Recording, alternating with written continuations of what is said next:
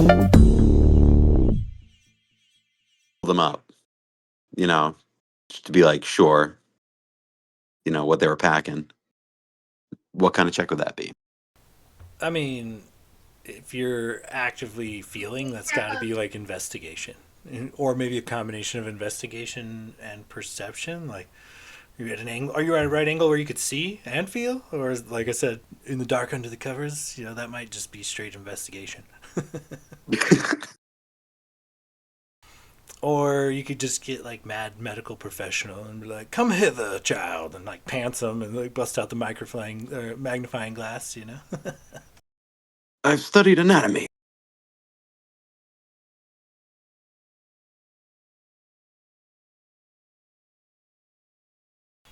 Oh, so shit, we are thusly assembled. I wasn't expecting Logos for 10 more minutes. Right on. Hell yeah. Prices for different products. All right then. So let's get this cracking. If we're all ready, are we waiting on Gladier for a minute? No, I'm ready to go. Okay, perfect. Okay, recap. Last session began within the main chapel chambers to the god of roads, Farlong. Within this corrupted temple, Locris, via a shadow servant, opens a peace offering left to him by the now freshly slain Death's Lad. A necrotic smoke exudes from a small jewelry box and causes the whole party to hallucinate. All of them a similar vision. One that details the use of anchor crystals, the coming of a comet of death, and reveals the hundreds, if not thousands, of worlds destroyed and consumed by the god Nerul. The party tries tampering with the crystal a bit, amongst other things. Soon discovers they are trapped within the temple by black throbbing vines. In an attempt to escape, Locris and Logros dimension door out of the temple, only to find nothing more but black undulating vines that seize them. From within, Gladier strikes the crystal, powered by a holy smite and radiant energy, and this destroys it, propelling the entire party into a completely white demiplane filled with nothing but a stranger on the horizon. Dialogue ensues, and the stranger reveals himself to be Farlon, the god of roads. He thanks the Sands of Justice for their aid in freeing his temple from the corruption of Nerul. He also claims to have cured the surrounding lands and its peoples from Nerul's curse. At the request of the party, the stranger on the horizon propels them into an unnatural sleep and into the Feywilds. From here, an unusual encounter in a magical meadow involving trolls and flowers, as well as a strange music on the breeze. The party decides to follow the latter, soon discovering some very flirtatious and lusty dryads playing in a nearby stream. After some introductions and the sharing of some party drugs, they insist on bringing the party to their super chill Spring King and lead the Sands of Justice around the next creek bend, and that is where we are now. So, these dryads are leading you very flirtatiously, batting their eyes at you, looking back, giggling, kind of trying to draw you by the hand as they wander down this creek. And eventually, almost like a series of natural caves, it looks perhaps magically grown rather than built proper, but a staircase leaps up the side of this massive rock. It is the beginnings of a mountain range that this creek kind of goes from forest to this more stone structure. as these dryads kind of approach, first thing is I'm going to need a, well, let's call it a nature or survival check from Logos specifically.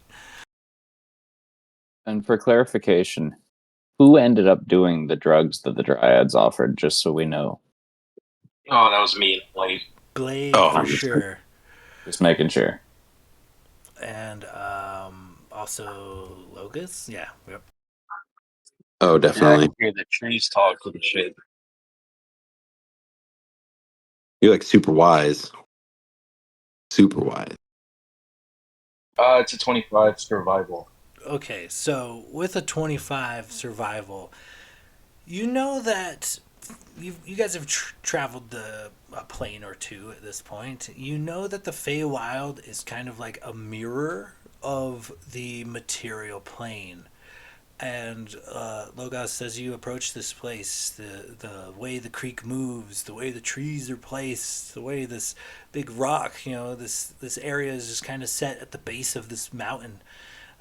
You realize that you are currently in the Feywild equivalent of Xanathia. Like, if you were in this space in the prime material plane, you would be in your home village. Like, this is where your home village exists in the Feywild. So, as you guys kind of approach this massive staircase that looks like it was grown rather than built, kind of leads you, I don't know, 20 feet or so up the side of this mountain into this cave opening. And it's doesn't look built, but it's, maybe magically carved somehow. There's no like tool marks or anything, and it's just a perfectly round, smooth cave entrance. And as you guys approach, the dryads kind of, spring ahead and they come this way, hurry, follow us. And they kind of bail up this staircase. At this point, so you can see a bit of a steam and or fog kind of rolling out of this cave. And coming and going up and down the stairs are goblins. These goblins are known as honey goblins. You can tell as they are very honey colored skin with black stripes. It just kind of naturally grows. And some of these honey goblins are leaving, going down the stairs with empty buckets and kind of sad looks in their face. And others are carrying these wooden buckets that seem to be overflowing with honey up the other side of these stairs. So we'll turn it over to the party. Tell me how you proceed at the bottom of this magical staircase with these honey goblins going to and fro.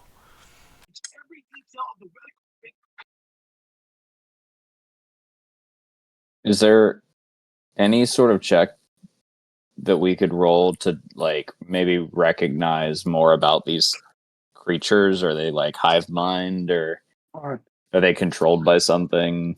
And like, what's making the honey? Logos would want to taste the honey. I'm gonna say a check. I mean, there's a wide variety of checks. You'll have to be a little more specific with what you're trying to assess. But Logos, do you want to reach out and take some of this honey? Well, I want to ask permission first. Um, excuse me, little goblin. I mean, could I try some of that delicious honey? Just the first goblin that's near me. Go ahead and give me a persuasion check.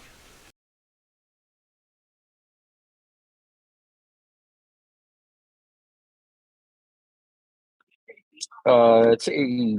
I don't have any modifier for persuasion, so 17 straight roll. Yeah, he nods and beams happily, like he puffs his chest out and smiles. And he says, "Get the honey," and he offers his bucket up to you proudly, giving you a taste of his honey. Could I maybe make a perception check, maybe using smell? like I know what honey smells like. Could I, make sure this is honey and not something else? Yeah, go ahead and give me, yeah, we'll just call it a perception check. It's a 33 perception. Not only do you kind of smell that it is definitely honey, once you look inside this bucket, maybe the goblin was a little careless, or maybe this is kind of the norm, but there are a couple of bees and even like a couple of chunks of honeycomb in a mostly bucket of honey. Logus would grab one of the honeycombs and like soak it in honey and then take a bite out of it. It's the best honey slash honeycomb you have ever tasted. Like, it is the most delicious honey you've ever experienced. Oh my god! Did you make this? Like, where do you find this? He nods excitedly and says, "Get the honey," and he points back to where it looks like the some honey goblins are heading off into crossing the creek into the woods with empty buckets, and it seems that also from that direction, other goblins come with full buckets of honey. Guys, you have to try this, and I'll take another honeycomb and hand it to Blade. Kind of like still riding that high from when we had the whatever that was that the dryads gave us. Being like Logus he knows what he's doing. This man's wise. He's smart beyond his my compensation. So yeah, I'm gonna go right for it. Try it. You also take a bit of this honey, and it is the most crisp, most delicious honey you've ever experienced. Oh, I do like that. Where is this from? The honey, Logus the will honey goblin just calls out, "Get the honey!" And he, get the honey. he packs his little bucket up and continues up the stairs. At this point, you guys would realize that the dryads kind of wait at the top of the stairs, and they're like cat calling you, like, "Come on! What are you waiting for?" Are Blade's me gonna and lean. No, go I, ahead, go. I'm just gonna lean next to Logus and be like, this day just is getting better and better. Yeah. Can Are we still riding our high right now, or are we more centered? Like, Your little drug trip only lasted, between half an hour to an hour. So you guys have shook it off at this point. Logus will, it's nice. Isn't it a little creepy? Not creepy, but I've never had women so aggressively come on to me like this. I don't know. Maybe should we be a little concerned right now? Um, I mean, I don't. I mean, I mean, look at you. You're an example, like a beautiful specimen, Locus.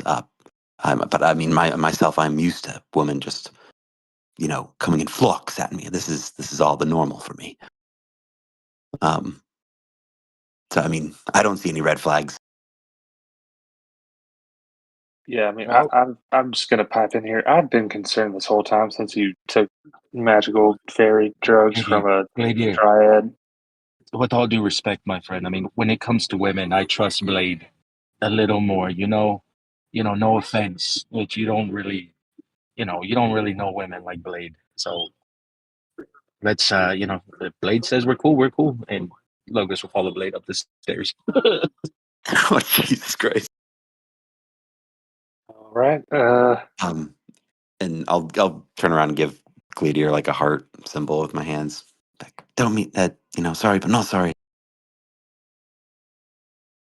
Well, Hookers, Renwick, I guess we're fucking doing this. I don't know. These two idiots are gonna get us killed, but can't let them go on there alone. So Yes, they're idiots, but they are idiots. Renwick just yeah, puts his hands like crosses them behind his back and walks forward. Yeah, Glader's gonna give Lokers just a nod and a shrug, and then start walking up after Renwick. All I know is if these assholes get me killed, I'm coming back to kill them. Yeah, no, I believe that. And with that, you guys kind of trot up the staircase and into this large, cavernous room. Several natural hot springs kind of randomly adorn this place. Steam kind of rises out, kind of creating a bit of a sauna. There are some sort of insects that seem to glow that have been captured in various small jars and hung from the ceiling. It kind of illuminates the area, kind of gives like a good mood lighting. And atop from that, the smell of like fresh flowers and incense, as the entire roof seems to be covered in like what is like hanging gardens almost. Many, many flower pots filled with various flowers and things kind of overhang, drooping like vines down and kind of give like a sheet to the ceiling, if you will. And honey goblins come and go. Some of them stack clay jars. Some of them are emptying their buckets into said clay jars. A few of them, it looks like there's a back hallway that some of them are hauling what appear to be kegs of honey back into the back. On an elevated platform, high above this entry level where you guys have kind of come into, seems to be a much larger elevated hot tub type of hot spring. It's steams rolling out of it and water cascades down the sides, splashing along the floor. And this is kind of where the dryads lead you over to this area, and they kind of call out, Spring King, we have found some more friends to hang out with. Don't worry, they're super chill. We just thought we would introduce them to the King of Spring. And with a kind of a rumble and a roar, a great splashing about up top in this like elevated hot tub type of situation, and the Spring King kind of looks down upon you. What you see is a large man. He's roughly, 10, 12 feet in height. He has the body of not only a man, but like a well sculpted, almost like a Greek god, if you will, type of build. But one thing you notice, both his hands and his feet are that of a bear paws and claws, if you will. On top of that, the man standing before you has a very bear-like face. A bear-like face with a couple of gazelle horns for whatever reason. But, alas, he is not the color of a normal bear. He is, his hands, feet, and face have streaks of blue and pink and white. They are very, exorbitant, flashy kind of colors. Whether natural or put there by him, you do not know. But he kind of calls out to you, "Oh, friends, all right!" And he turns and kind of scolds the dryads. He's like, "Whoa, all right, you guys you got to really explain that the king thing is like a nickname and but it's true, you're like the king." So he's like, "Yeah, but that's it gives wrong impressions sometimes, gens. So let's not, let's not confuse our guests. Hey, howdy there." This man just kind of climbs out of the hot tub, grabs a towel, which is more like a pelt of a lion, and kind of wraps himself up in it, and he steps forward up to a lot of you. The gens kind of protest, "Well, you kind of are the king," so, and they kind of bugger off to their own little nearby hot tub. And yeah, the Spring King kind of looks down at you. "Oh, well, welcome. What brings you to here? You found a very chill spot." Upon Uh, seeing this, I think Renwick would have dropped to one knee and like a deep bow, and then just like looked up at Blade and been like, "Holy shit!" Just like mouthing the words. He's beautiful. I'm, I'm Gladers, sorry. speechless. No, you go. No, Glady, I'm sorry, I have nothing to say. Wow, just yeah. What were you gonna say, Glady? Glader was just going to make a point to try and move towards like the center of their little group, center of the party, just kind of try and center himself with everyone around him, um, just so he's close to his group because he's a little distrusting of everything going on, and he's just gonna kind of grab his holy symbol and just say a quick silent prayer to Paylor and just kind of sit there quietly observing. But yeah, he just wants to be close to everyone. Yeah, at the sight of Renwick saying he takes a knee, the Spring King looks very uncomfortable. He's oh, I mean, you don't have to do that, bro. That's not very chill to do. Please don't do that. I'm not really. I mean, the king is more like it's like a nickname, like hey, bro, you're the king. It's like I'm really good at a lot of stuff, but I'm not. I'm not actually a king. I don't have like a crown or like decrees and things. I'm just here to chill, man. Like I'm here to be away from all that. Logus Blade's is gonna help him up very quickly. Logus shouts, "Oh, great Spring King, we come in peace. We've met your subjects, the Dryads, and they've said that they vouch for you, and we're just looking for a safe place for now. We've just ended up here, and we're kind of lost, and we would be very grateful if we can find shelter in your kingdom." And he bows his head. This dude looks super uncomfortable when you not only when you call him the Spring King, but also when you do like a formal bow. There's like a visible cringe. He's like, "Oh, bro, like no, dude, that's really not chill. You don't have to. I'm just a guy, bro. Like you guys are more than welcome to hang out. Welcome to my hot tubs. You guys, you're lost. That's a bummer, but maybe sometimes you just gotta chill and things will come to you. Please." Help yourselves. I'm going to continue my soak, but you're welcome to join me in my tub. And he drapes the lion's pelt over a rack and kind of walks himself back up into his tub. Renwick doesn't hesitate when he says that, just immediately starts walking toward the tub and undressing and just says, "Well, I mean, if we're going to introduce ourselves and have a bit of a meeting and seek some information, I see no reason not to relax." Oh, absolutely. And Blade's, I mean, very interested in the Spring King here, but he's also kind of making eyes with the Dryads going off to the separate pool off to the side. Kind of hesitating. Yeah, no, yeah. Let's. We should definitely talk to our new friend here, and he'll follow Renwick over. The dryads wave and bat their eyelashes and blow kisses at you guys the whole time you guys are going up this to the Spring King's tub.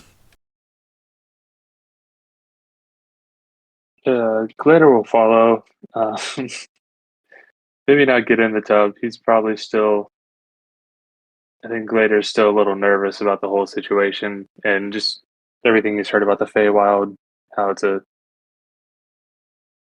chaotic place. Logus, He's still kind of on guard. So he'll just kind of like stand nearby. But yeah, then he'll just look to the Spring Kings. Yeah, what my friend here was trying to say is that yeah, we are a little lost.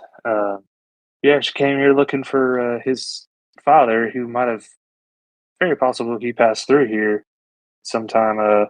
They were after a great giant black dragon, shadow dragon of sorts. Have you? I mean, it could have been a long time ago. Given the time differences and whatnot. But have you heard or seen anything of that sort? A group of adventurers passing through, chasing a great big scary dragon. He kind of, as he kind of lays about in his hot tub, he kind of stares at you. It's like, bro, you're like worried about stuff. I can tell. Like, you should probably kind of chill. He kind of looks to Blade. Says, this guy, he's a little tense, but don't worry, my dude. First of all, murder lizards. That's a big no, bro. They're not chill at all. They're trying to eat you or take your stuff, or they're not chill. So, no deal on the murder lizards.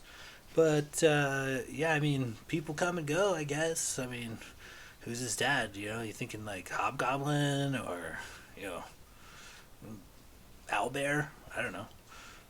Uh, Looks no, it just kind of looks like a him right there, just maybe a little older, and he just points to Logus. Logus is standing there fully nude already, ready for the hot dog. I mean, maybe. Not really. Doesn't ring a bell, but I mean, most people just kind of keep on rolling. Like not a lot of people take the time to chill.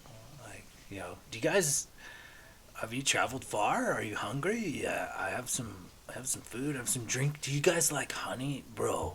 Those honey goblins. He kisses his fingers. Ah, best damn honey ever. I, could you provide some clarification? How exactly do the goblins make the honey? Or please tell me it is in fact bees and they're just harvesting it. Yeah, bro. How do you get honey? I mean, you guys look like Oh no, you might not be from the Fae, but I imagine you guys get honey from bees too, don't you?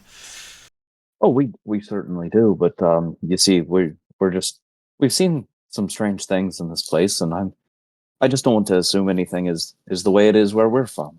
So just Yeah, seeking clarification. I got But turned into a flower like 5 minutes into being here.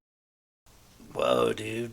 Was it like intense or what? He smiles at you. It was very scary and very eye opening. Yeah, bro. It's kind of chill to be a flower, but it's also like not chill because if you're not a flower, bro, then how are you supposed to do people stuff? But also, it's like a forced chill, so it's like not chill because you're being forced to chill. Does that make any sense? Yeah, like I felt chill, like I guess, like you know, but at the same time, I felt unchill because I couldn't move. So like I had to be chill because I just had to stay there, which is kind of unchill. You know what I mean? For sure, he gets it. He grabs his clay pot, takes the top off, and just kind of basically guzzles a batch of honey. He downs the entire pot, some roughly a gallon of honey, and just kind of throws it back. And then he carelessly discards the clay pot, kind of tosses it over the uh, edge because you're kind of on an elevated platform at this point. Tosses it over the edge and it shatters, and a couple of honey goblins scramble and grab the pieces and then carry them off to somewhere. He grabs another clay pot and hands it to you, Logos. Like, hey man, it's really good. You're welcome to have some. I have like mead or like what immortals eat. Steak. I don't know. You hear that, Gladiator? Meat and steak. Oh, come on, man. You got to relax a little bit. And Glitter does perk up a little bit at the prospect of steak. Typical. Here, Gladiator, try this honey, man. It'll make you feel so relaxed. It's like the best honey I've ever felt. I mean, tasted. Um, Glitter will take a he'll take a bit of honey, not a lot, just like like dip his finger in it and taste it. As it's the most delicious, crisp honey you've ever had. It is the most flavorful, the most sweet. You've never experienced a better honey. Oh shit, that's real good. Fuck. Told you, Gladia. Nothing to worry about.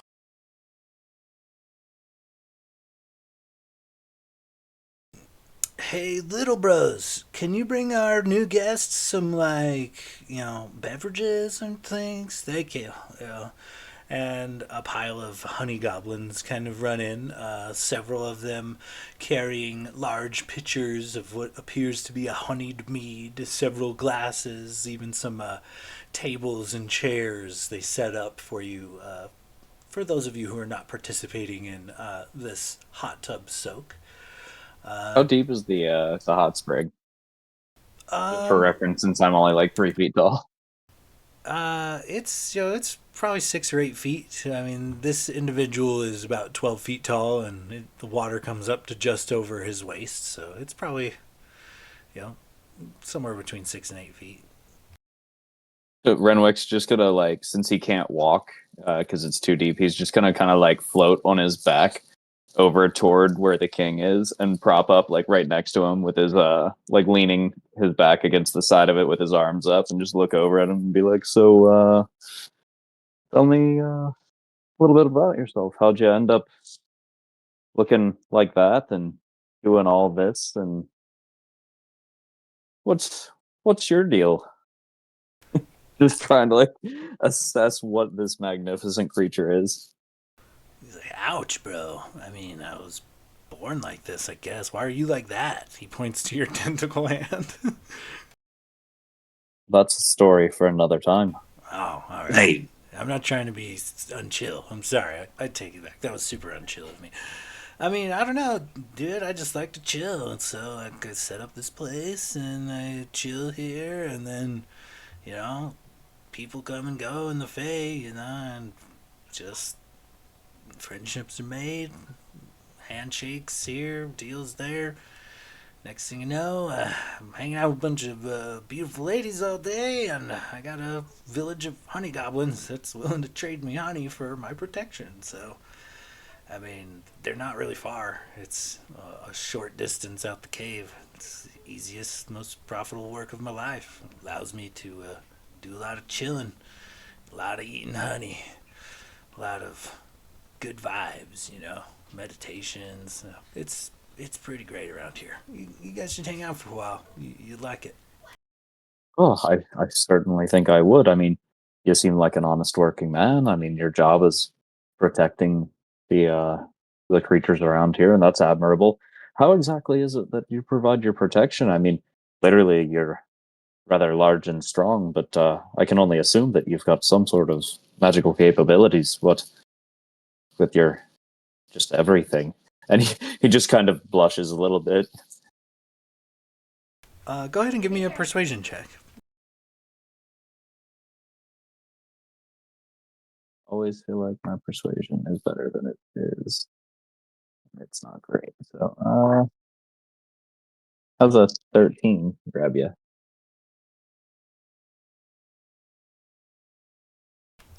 With a 13, he acknowledges the compliment. He's like, "Oh, that's super gracious of you." But no, I mean, I don't know how chill it is to get straight down to business talk. Like, you guys are like tense or what? Like, are all mortals like this? Like, material plane folk? Like, you guys, I heard you have short lifespans, but y'all should just chill. Like, really.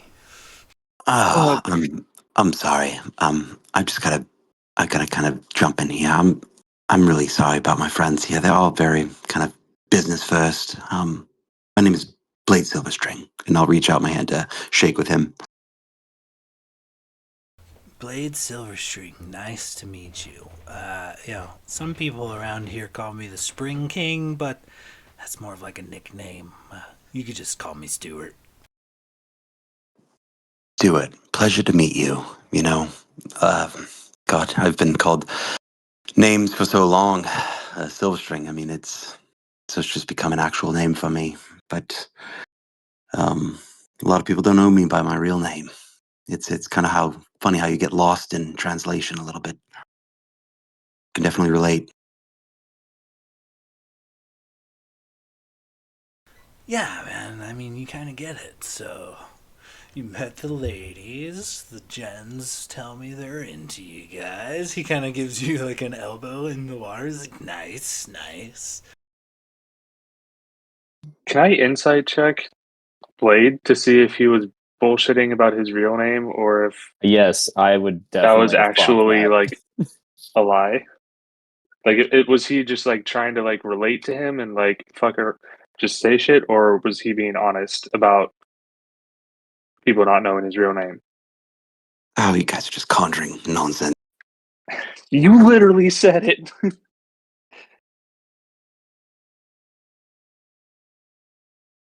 Can I, John? Can I? Can I? Yeah, of course. Insight check the party. Absolutely. Go ahead and insight check Blade. God, if there's one role in this entire campaign I want to roll well, it's this You one. know, and Can I I rolled You a use 2. son of a fucking bitch. I'm throwing Since this my dice passive away. perception is so high, I'm gonna insight check Gladiator on why he's so damn suspicious and on edge today. Um, I rolled a natural one. God damn it. And I rolled a nat 2. So we're I'm fucked. so We didn't. upset. We buy it. He While definitely has a fake attempting name. to negotiate like whether or not he's telling the truth, you guys just kind of say that out loud and then like kind of talk to each other. Should we ask him? And like, I mean, he hears every word. I rolled a 24 insight on Gladiator on why the hell he's so suspicious and uptight today. I would have cutting words your ass. Gladier, do you have an outstanding reason for being suspicious? He just generally just on edge right now because he's a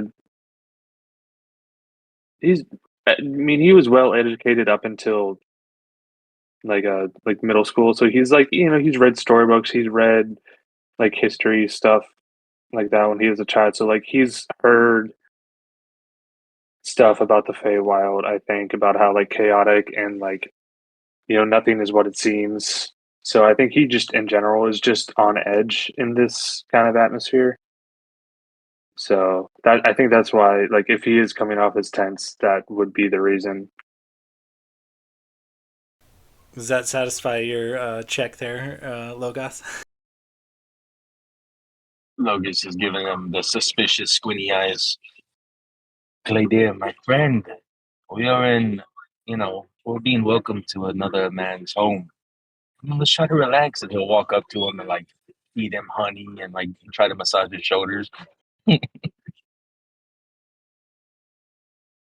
He would let you massage his shoulders. That's fine. Hell yeah, dude. I'm fully nude. That's not my bow you feel in your bag. Oh shit! I forgot about that part. Oh fuck! Are you? That, So that you're nude. Are you in the pool well, yet? I was, but then I got out to massage Gladiator. Naked wet Logos during this whole encounter for sure. Yeah, I'm excited of the situation. It's not because of you. Don't make it weird. It's because of me. Just admit it. So Blade's going to kind of continue the conversation a little bit and just be like, have you lived here your entire life? I mean, mostly there's a time when uh, politics gets involved in every phase of life. A lot of us just gotta kind of find where we fall, dude. Like some of us are meant to be silly, some of us are meant to be unseelie. Some of us serve a winter court or the summer court or even the autumn court. Like there's so much in the politics and world of the Fae that it's just like super stressful, man. Like I'm a simple guy. I just want to, I don't really need a court or a crown. I just want to chill. It's kind of funny, just us being from different realms and planes.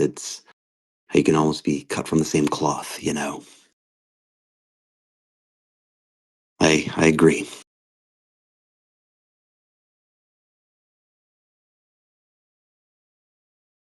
This is a beautiful spot you've got here, and thank you for having us. It's very inviting and humble of you. Thank you.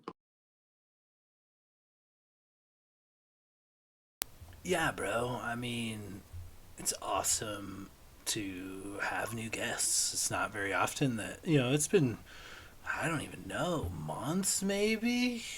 Maybe longer. I mean, I guess in a long time.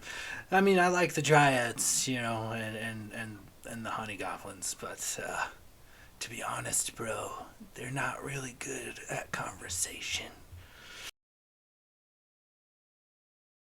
Well, I mean, the dryads, and he kind of looks over at the pool, the side pool with the two over there. He's like, they're beautiful. I've never seen anything like that or them. It's a completely different world here. I've never experienced anything like it. And I can definitely see what you mean about the goblins. They're not very uh I guess detailed in their talk and whatnot. I mean, it's not that they're, you know, I mean, they're capable of conversation. It's that, I don't know. Sometimes they, he whispers it to you. It's like, the gens can be a little bit into themselves sometimes, Like, they like to chill, though, but, I don't find that very chill, but for the most part, they like to chill, and that suits me just fine. As you guys are talking about them, you hear giggling and splashing from one of the pools down below as it seems the dryads are actively trying to get your guys' attention, perhaps for gawks or to bat their eyelashes at you, etc. I couldn't help but notice that you said that people from our realm tend to be a bit more serious. And well, does that mean that you've you've had a few of them pass through? Could you tell us anything about maybe some of the last ones that you might have met? Real quick, Yeah. also, while think about answering his question, I just want to help everyone just stay real chill because I know that's something you're real fond of. And he's going to take a candle out and just do a little puff of breath and light the candle with his little dragon fire breath, and then just like place a candle down right next to the Spring King. Just to continue. Sorry to interrupt, Renwick. Bro, is he okay? He's kind of like damaged goods. He He I means means just well. I just thought the candle would help everyone, chill. I mean, candles are relaxing. You're in hot tub, well. candle going. Sorry, was the lighting Oh, not good enough in here? I get it. I get it. It's like a ambiance thing. All right, dude. All Yeah, yeah, right. yeah. Pretty Seriously. chill of you, Mister On Chill, but very chill. He really means well. I'll lean in. Now that you say it, we could be a little bit more chill. And Renwick's tentacle hand goes up and he snaps, and then just these gentle, kind of soft music notes waft through the air. And he's gonna cast Prestidigitation. Little little mood music to go with the lighting. Dude, perfect. You get it, bro. And he gives you like an elbow in the in the water. Kind of sends you splashing a little bit. But he's like, yeah, very nice. Okay, what were we talking about? Other folks?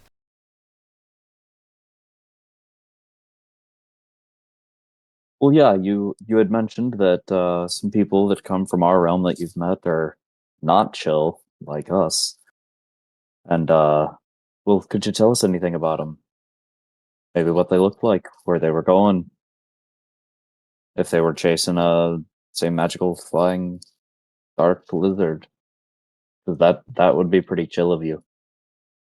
You know, now that I think about it, this music has kind of rekindled a memory. I guess. You know, it wasn't that long ago. A few months, maybe.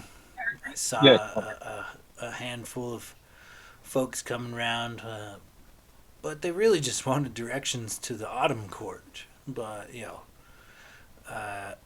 definitely not very chill, super serious. Came and went, pretty quick. What could you do? Some people just aren't chill.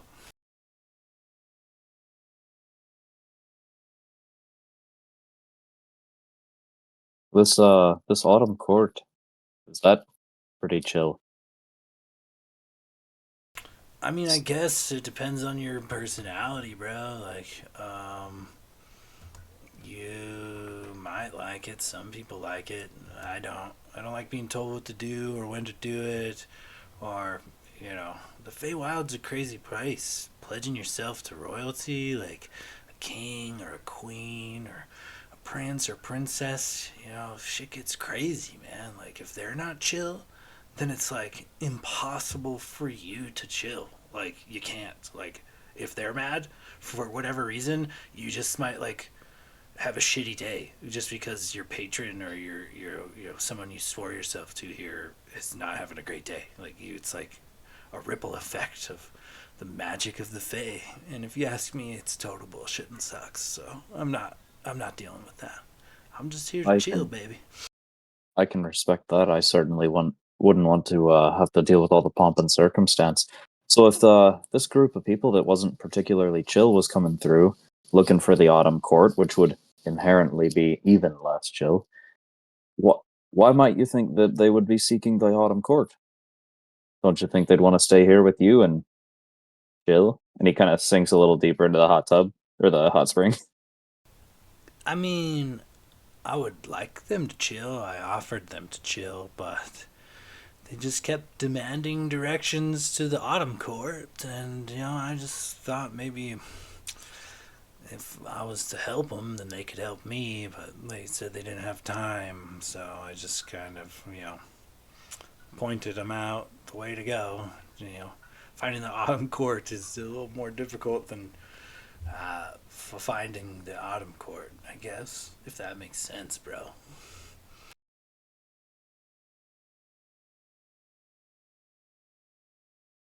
And what exactly did these non-chill people look like? Were they a mix of people? Were they elves, perhaps? Or and he kind of like looks over at Logus to see if when the king says anything, if it like piques any sort of recognition. He just kind of points to you guys. They look like you guys. Bunch of fancy medals and trinkets and little magic baubles.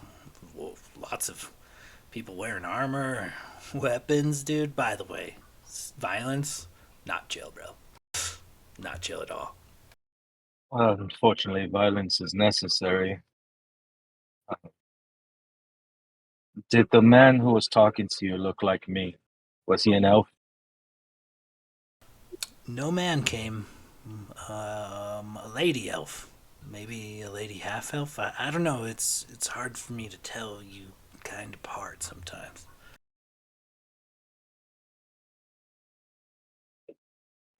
Oh, well, boys, it seems like we have our first lead.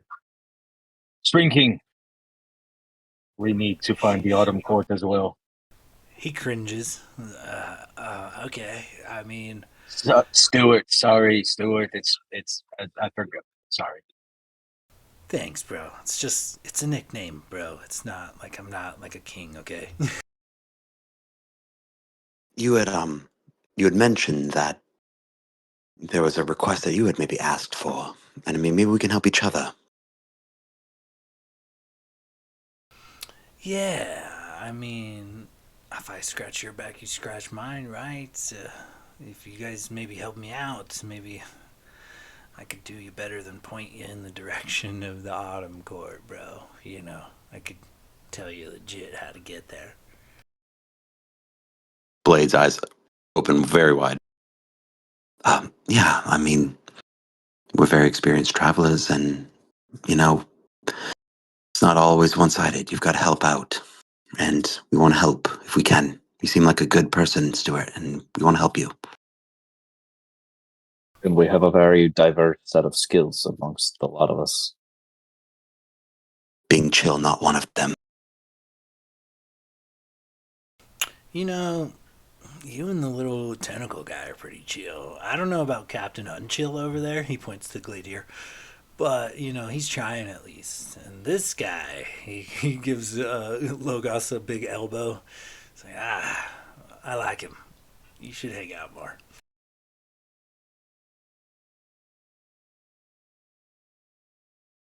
Logus blushes. Spring King. I mean, Stewart. God dang it. Sorry, He, Stewart. he cringes and goes, immediately throws his arm around Blade. So, No, what are you thinking? Stewart. Stewart, please. Renwick has a flash of jealousy across his face as the arm goes around Blade. Well, I mean, what are you thinking? We think of us as like a kind of the Jack Army knife of what people call in the or folk call in the material plane, getting things done. I was hoping you guys would say something like that on account of all your guys' fancy armor and weapons and things. Like, normally, I detest violence, bro.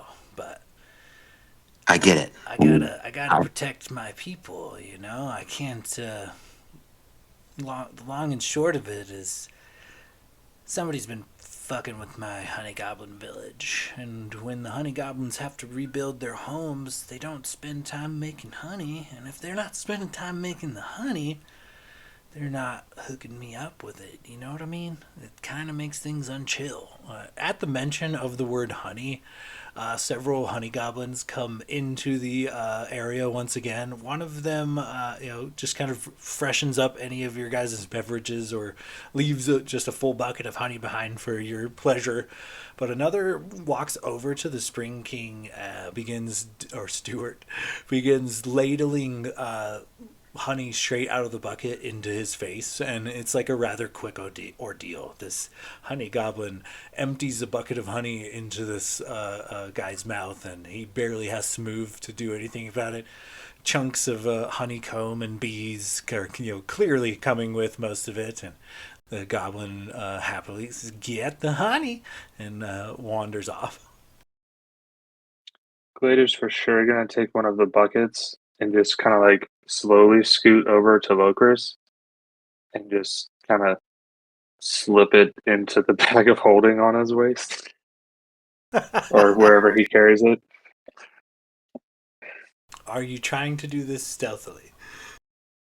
Oh my god. Don't fuck us. Yeah, I already said it. Oh, fuck. With No, a 20 no. perception, would I have noticed it? Oh, if you are trying to do it sneakily, would I I notice mean, it? I don't think he was trying to like hide it, but he was trying to be like, I don't know, not interrupt the conversation. So when I you're think just scooting quietly through the crowd, but not, I'm not like trying to hide the fact that I'm taking this bucket of honey. Okay, I yeah, guess. for sure. The Spring King kind of cocks an eyebrow, but he otherwise shrugs. He doesn't seem to have an opinion either way. Like We we have a said, full bucket he of means fairy well. honey. Look, it's just really good. I'm sorry. but I mean it's obviously it's so good. And that's kind of the question. Like who would want to harm these honey goblins and cause them trouble? Well, it's somebody I've encountered a couple times already, actually. Sometimes people who aren't very chill, a lot of your people just aren't chill, but every once in a while there's like these extra unchill folk. The iron isn't necessarily like good for us. Like Fey folk and raw iron, we don't get along. Consider it like a painful sunburn when we come into contact with it. Well, there's what we call a monster hunter. He has set up camp for whatever reason, not too far from here. And every once in a while, he seems to be obsessed with my honey goblins. Every once in a while, he'll just take a few of them. I mean, they usually fight their way back or find their way back, so he's not like hurting them badly, but sometimes in order to take a few of them, he'll knock down a house or start a fire to make a distraction. It's just been a huge pain in the ass. And, I know violence isn't the way, but I've scrapped with this little fella. He's got a strong bite. He's quick with them swords, and of course, you know, he holds his hands up iron. So it's not great for me, but aside from tangling with him, I sent the gens after him once, so I know where he stays. I know where he calls home, but yeah, he's been a veritable thorn in my side for, shoot, I don't know, 900 years now. It's been a fucking pain in my ass. You know, I don't know what I could do about it, but maybe you guys could help. If you maybe wanted to take care of this problem for me, maybe I'd give you keen instructions on how to get up to the Fey Court, the Autumn Court, if you will. It's more than tricky than just finding it. There's a series of trials that I might could help you find your way through. I mean, we can definitely make that happen, and we will.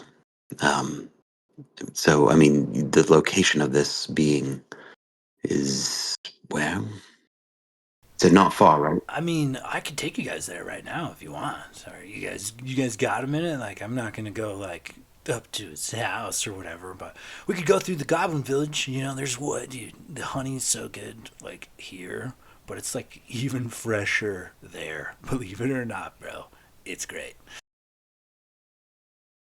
Blade's going to turn and look to the rest of the team and just be like, I mean, how are we all feeling? It has been a long journey for us, and we do want to take care of this problem, but even an army knife or a Jack Army knife needs its rest every now and then.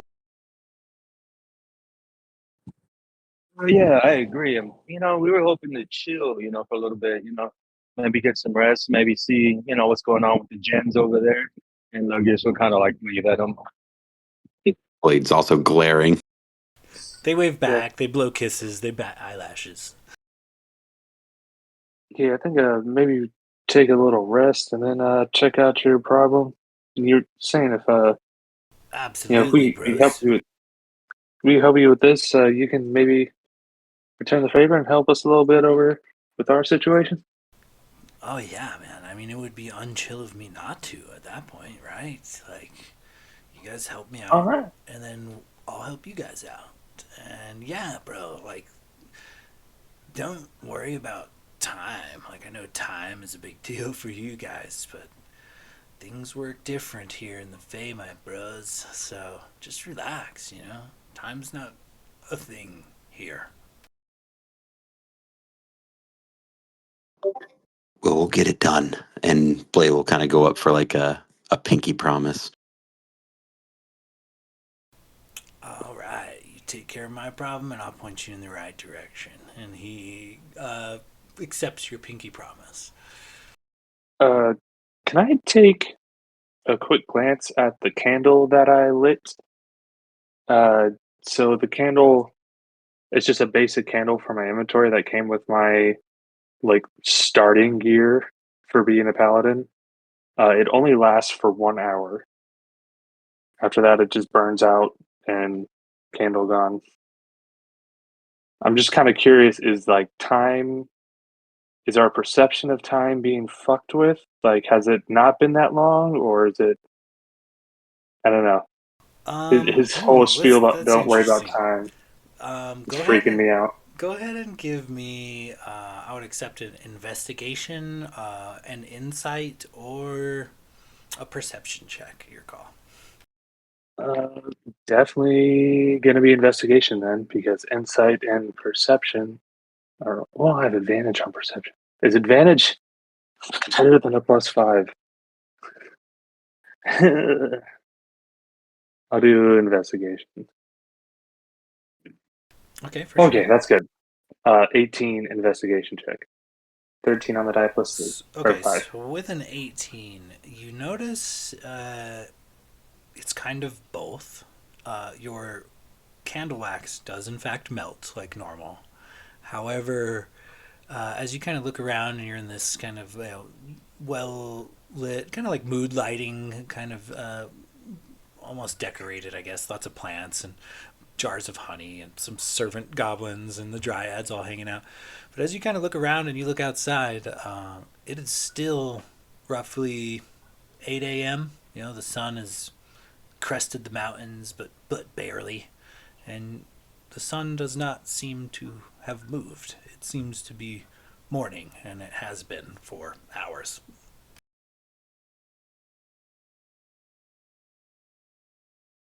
Okay, so the passing of time is weird because we're in the Feywild, but it doesn't seem like it's been fucked with since we've been in the cave. Is that essentially what you're saying? Essentially, it's a little bit of both. You know, your perception of time is kind of getting fucked with because the sun does not appear to be moving. You know, it is just dawn here, always. But your candle does burn down as if, you know, spends 15 minutes or so with the wax dripping down it. Okay, gotcha. All right, yeah. I was just kind of, like I said, like him saying like that whole "don't worry about time" thing. Like I was like, all right, is this like a he's fucking with our perception of time, so we stay here forever and chill with him kind of scenario? But yeah, all right, Not cool. quite. That's all he wanted to do. Make yourselves at home, my dudes. Like, I don't really have a lot, but, you know, plenty of honey. The dryads could help, man. They're really good at making stuff like hammocks or pillows and stuff. They're pretty handy, you know. Aside from that, just chill, soak up the good vibes in the hot tub, and holler at them honey goblins, man. They're pretty freaking handy. If you need anything, they'll help you out. Blade is going to kind of look at the other hot spring there and just be like, those two seem really, really nice over there. Yeah, Jen and Jen with two N's, bro. You gotta watch out. They're kind of gossipy, but they're alright. Good to know. Thank you.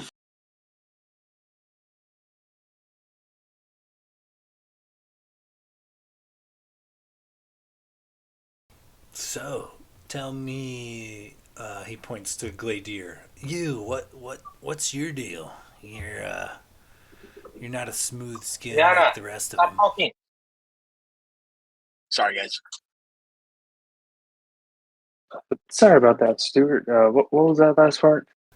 You're not a smooth type of guy like all of them. You got, you know, claws and teeth.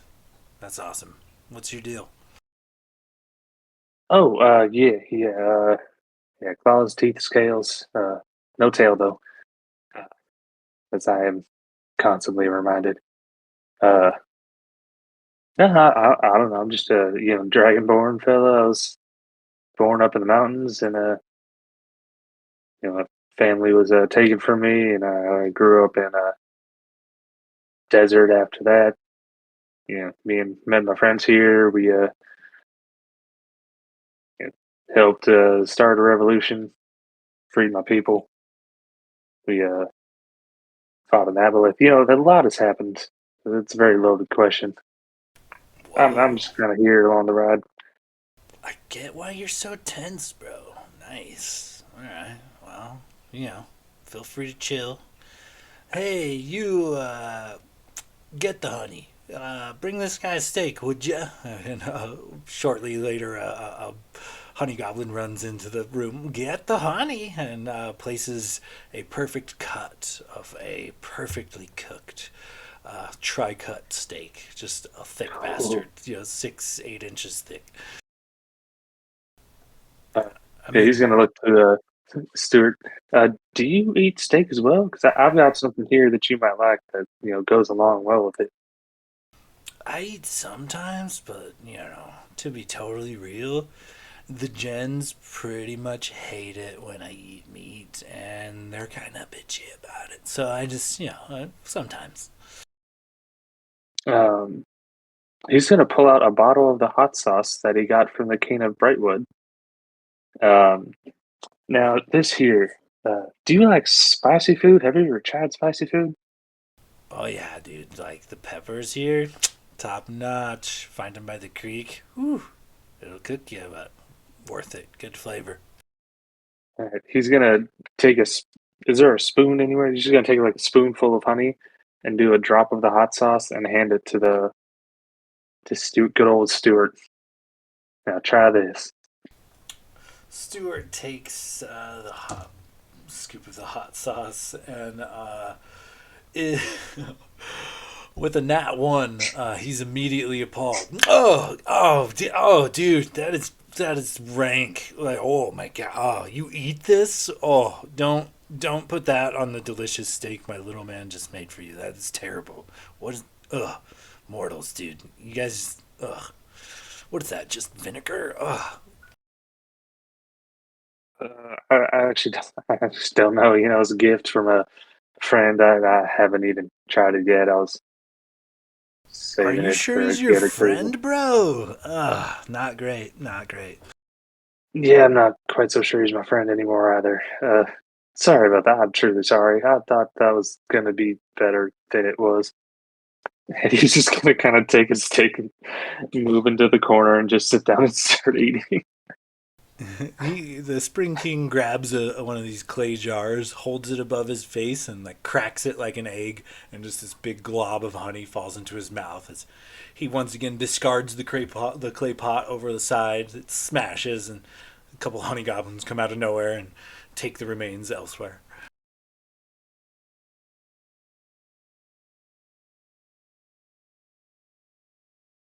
What about your kind of horny, quiet blue friend over there? You haven't said much. I mean, be welcome to chill.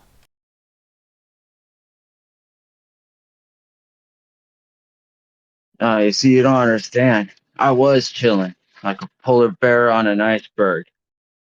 And then this lizard looking fool comes up and I'm I'm just trying to relax. He starts yelling and screaming. I can't understand what he's saying. But apparently a crab had got stuck on his tail. And I told him the only way I could get rid of it is to cut off his tail. And I think he said yes. So he did. But apparently that was the wrong thing. And now I got to follow him around to keep off any other crabs trying to take other parts of his body. Whoa, bro. He looks at Gladier with like like a sense of awe. He's like, whoa, bro. Is that why you're so tense, bro? Oh my god. I promise this. In my domain, here in my home, no crabs ever, bro. You can relax. Thank you so much. You hear that, Gladiator? You don't have to worry about catching crabs here. I This, think you're the one that needs to worry about that. mm, I've already got him. Archie, that is.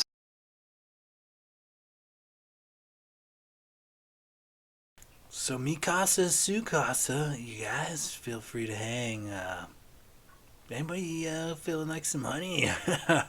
A couple at the mention of honey, a honey goblin runs in and immediately begins ladling a bucket of honey into his face as he lays back, arms folded behind his head, kind of just casually floating and soaking in this hot spring as he's fed honey and chills.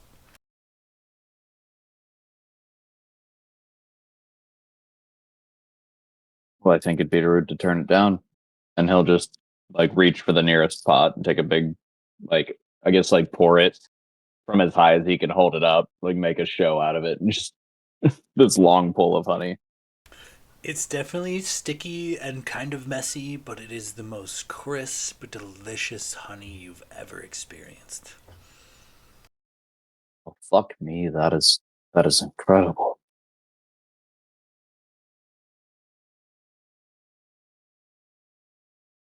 Right, dude? That's why we just gotta chill, you know? As he snaps his fingers and another bucket of honey arrives via Honey Goblin and begins ladling it into his face.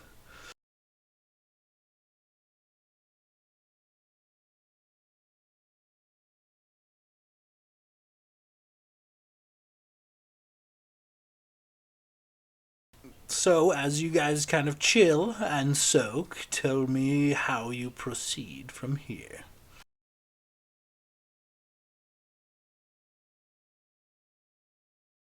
Are we trying to take a long rest or a short rest here? What's the move before we move on to help this guy with his problem? I'd say after dealing with the cathedral, most of you will need a long rest. It might be nice to get a full night's sleep. Yeah, sleep in Logos will wink at Blade. Blade will wink back. Sleep, right. Yeah, I mean, I could use a good night's rest before we. I mean, we shouldn't take much more time than we really need. We got to get back to business back at home. We guys remember with the whole meteor thing, but I think the rest will do us some good. Yeah, a long rest. Yeah, a long and sweaty rest. Humid, moist rest.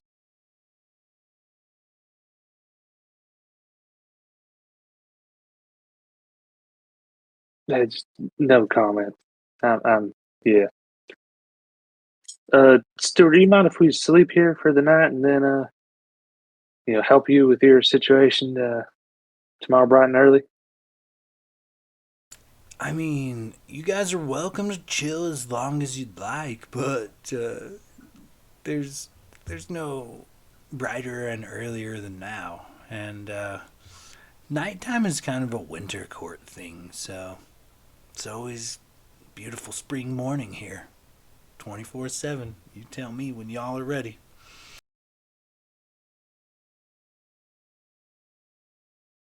All right. Well, on that note, I'm gonna get some shut eye, I guess.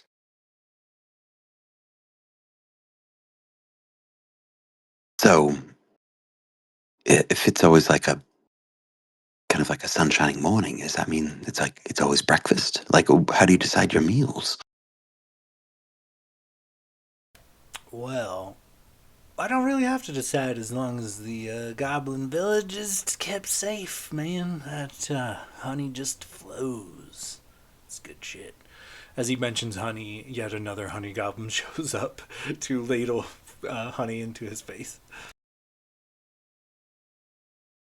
Oh, and I guess when the honey's as good as that, it's yeah. What else do you need?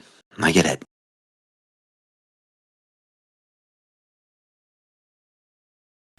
Yeah, bro. I mean, there's fish in the creek if you get sick of honey, but it's hard to get sick of this honey for sure.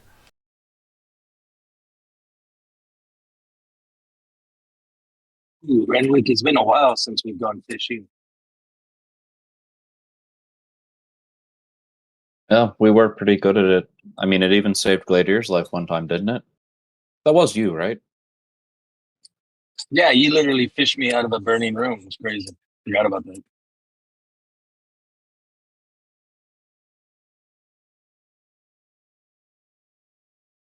Well, I could certainly do with some downtime, and I wouldn't be mad about hanging around here a little bit longer. And he just kind of swoons at the Spring King.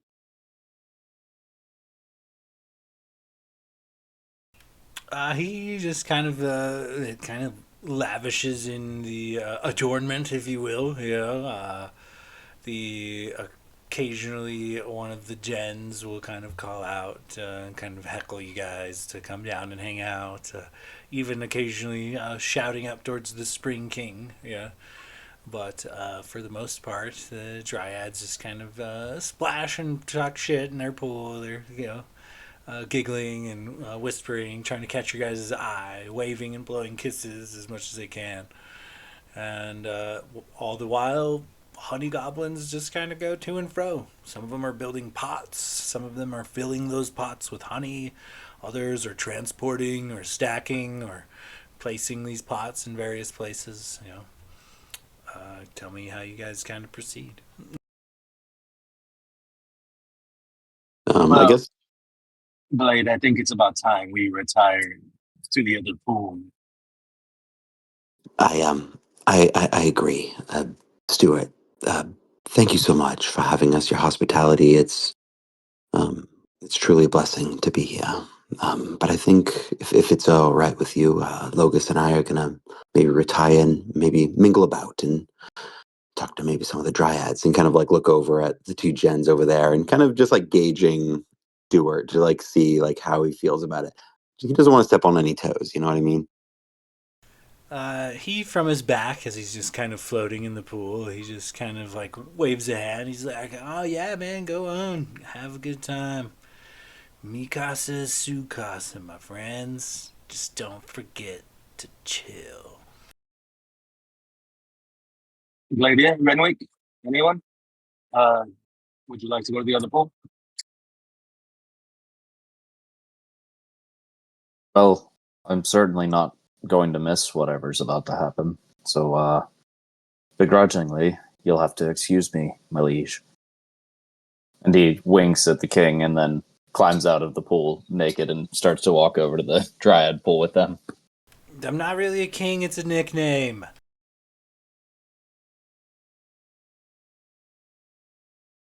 Yeah, I think I might just get a little bit of rest and get ready for tomorrow.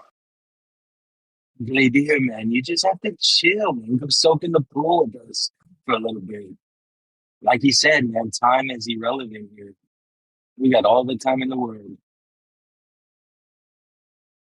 I mean, what is time if there is no time? Exactly, man. Time is a man-made construct.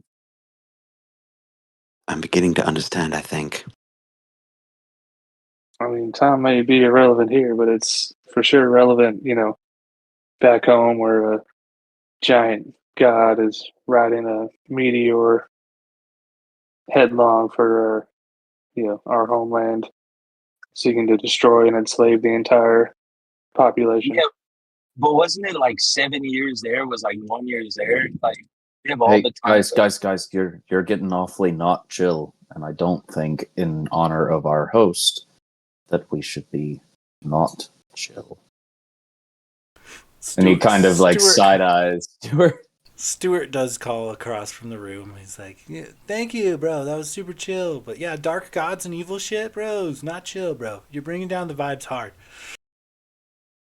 I had no part of this. All right. Well, I'll just get some shut eye. You guys have your good vibes, and I'll see you in the morning. Or it's still morning, but you get the picture. I cast Charm Person on Gladiator. I am immune to charm. Good, because I was joking. Because my charm, my charm person, I try to convince him with a simple persuasion. I just out of spite cast irresistible dance on him. Now you're getting it, bro. As Gladiator starts to tap dance. Hold on, I don't get to save. You don't get a save, man. I tap dance my way off into a corner, trying to find a place to sleep. You look at the corner, Gladiator. Why are you tap dancing in the corner? Enjoy your hot sauce or whatever it is. Love you though. As you kind of make your way to a corner looking for a place to sleep, one of the gens, one of these dryads, kind of comes over and with a flick of her hand, a hammock erupts from the stone where there was none, made of vines and cushioned with various petaled flowers and fauna. She just kind of nods to you. Says, "If you need anything else, just let me know."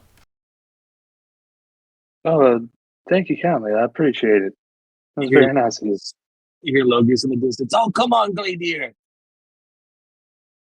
I mean, Could be fun, Glade. she twirls her hair in her fingers and kind of looks at the floor and like kicks at it a little bit and waits for you to say something else. And she just oh okay, makes her way back to the hot tub. If that ain't flirting, I don't know what is, Glade here. Oh, this is painful. He just shakes his head and then just lays down on the hammock.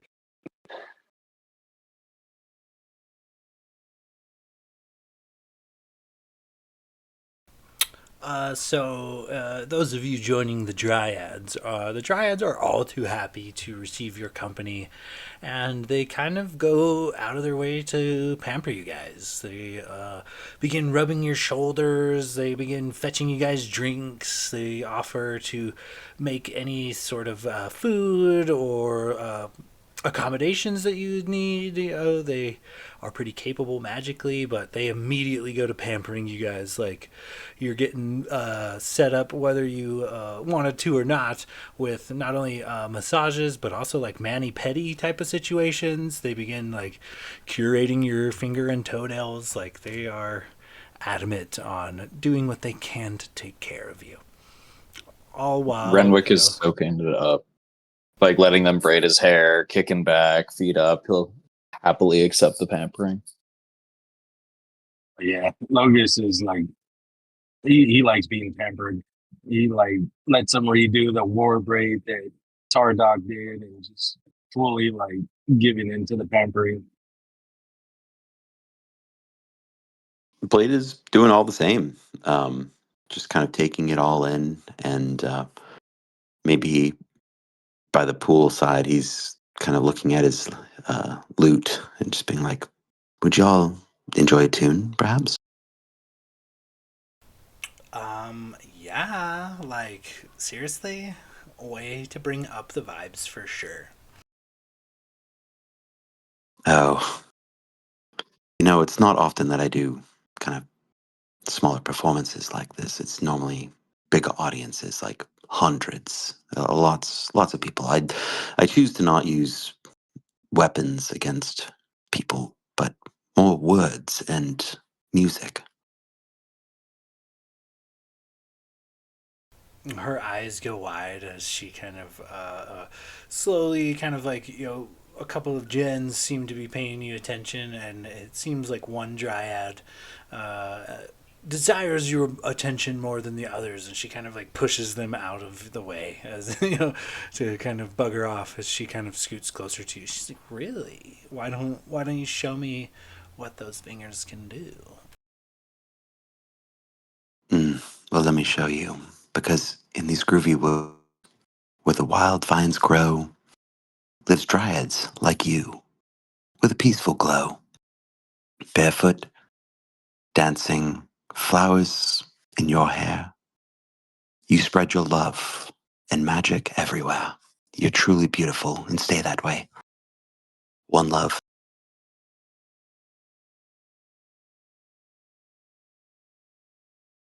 And that's just, I'm just riffing there. That's nothing. She go ahead and roll me a performance check with advantage. I think you already get advantage anyway, but still. But bad man, Logus is blushing too. Renwick crosses his legs to hide his erection. Oh, we all know that ain't gonna hide that sucker. 34. Not only is she like swooning, but a couple of the other dryads that she had kind of pushed away, the ones kind of tending to Renwick and Logos, giving them massages and mani pedis and fetching their whatever, they all kind of swoon as well. And the one dryad that is kind of sitting sulking across the pool, she kind of gets upset, splashes around. She's like, I'm gonna go somewhere a little more chill. I get rejected by a lizard man, and you get one with a honey tongue.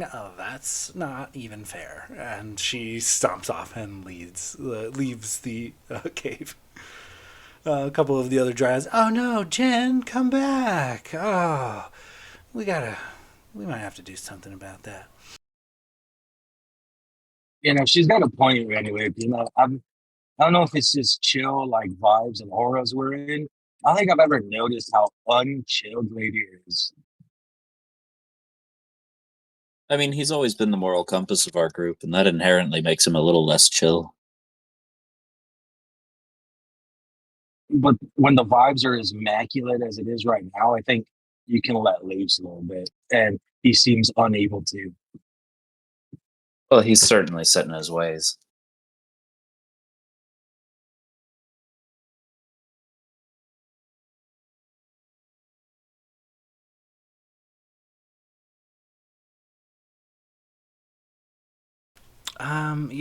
It's probably best that we go fetch Jen. And all the dryads kind of agree. Yeah, we'll see you boys in a bit. And the dryads all kind of get out of this hot tub and dry off. They wave goodbye to the Spring King, who kind of, nonchalantly waves them on. And all of these dryad women leave the cave in search of their missing Jen, leaving you lot to chill, essentially. So tell me how you guys proceed. Gladier is already posted up, ready, getting his long or short rest in. And before the gens take off proper, with a snap of their fingers, several similar situations pop out of the stone. These very vine and flower covered hammocks now kind of litter the room in various places, kind of each giving you guys, a dozen feet or more of privacy, I guess, but it is essentially just kind of one big room.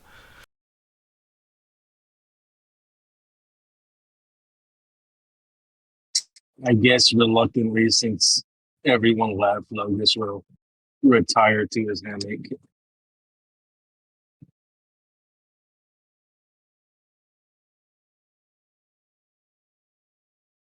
Chris is nosy, so he's going to go walking around, just looking.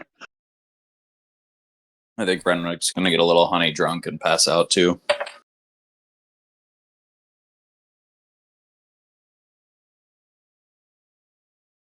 Yeah, I guess it's time for rest, I guess. And then Gladier was so unchill, we inadvertently got blue balled by his unchillness. Yeah, I didn't see it coming, but we'll try another day, my friend. And I'll pat Logus on the shoulder and we'll try another day. As you guys settle down and Locris kind of takes a walk, Locris, there is really only like one back entryway, one back hallway, and it leads down a short hallway that ends and has a room to the left and right. The room, both of them in the door frames, have only beads. One door frame is about 6 foot high, the other is about 13. So, as you kind of reach the end of this hallway, tell me, what do you do?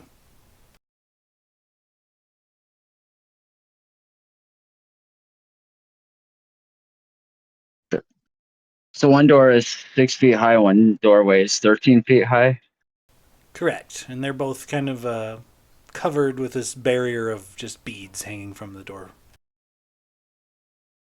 Rather, there's no door, it's just a bead wall. Do I still have that? Yes. I am going to cast Flock of Familiars, which gives me 3 creatures. I'll make 3 little rats, and I'm gonna send one through each door frame, and I can channel my visual through each of their eyes. So I'll just keep kind of jumping back and forth. Okay. The smaller door framed room.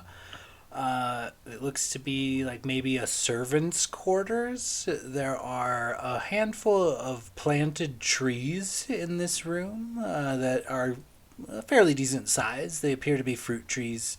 There's like peaches, apples, pears, etc. There's five of them. Aside from that, there are several barrels labeled honey. There are several crates that some honey goblins appear to be stacking. Some of these clay jars you've seen that are also full of honey. They seem to be loading them up. Aside from that, there looks to be like a couple small, it almost looks like a bird's nest, but you see a couple of honey goblins like napping in this little bird's nest on the ground, so you can assume it's like a spot for them. Aside from that, in the other room, it looks like a bedroom. It's pretty simple. There is a decent sized chest that is trimmed in gold and covered in various rubies. This chest sits next to a large four-post bed, and of course, around this four posts is like some silk drapery and very comfortable plush-looking blankets and pillows. But aside from that, a simple chair next to a simple table. But even though they are simple in make, they appear to be made of the richest, finest woods. Aside from that, go ahead and give me a perception check for your rats.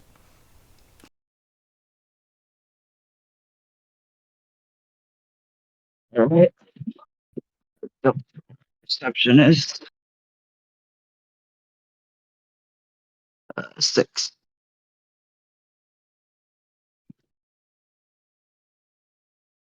Uh, 23. oh, I thought you said six. I was like, oh, that's not great. No, that's my modifier, thankfully. With a 23, you notice the honey goblins coming and going, but nobody seems to enter what you can assume is the Spring King's room. He does, however, have a balcony that kind of overlooks the surrounding area, and off in the distance, just on the other side of a batch of trees, on the other side of the creek that you guys followed to this location, there looks to be evidence of like a settlement. Looks like chimney smoke, perhaps several chimneys smoking. But aside from that, and this beautiful bed, this mahogany table and chair, and this jewel encrusted golden chest, there doesn't seem to be a lot in and around the area. All right, I'll make my way back to the room and go to bed.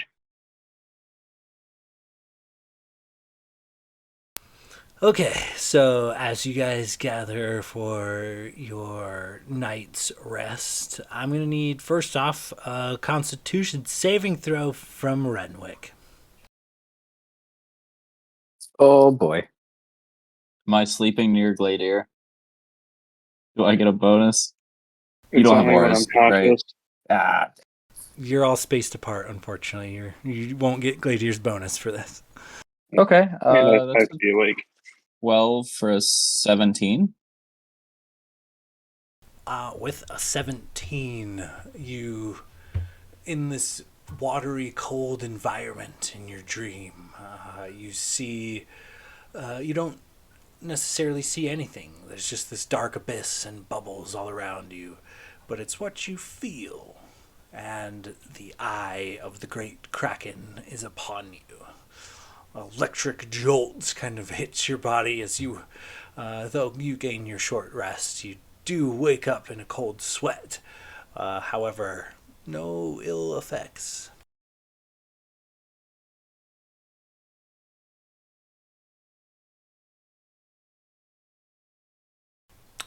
Before moving on, Locris, I also need a wisdom saving throw from you.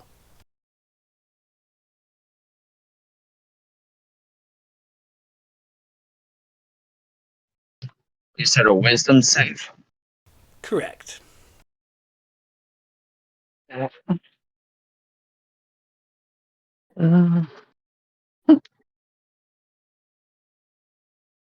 Uh, 19.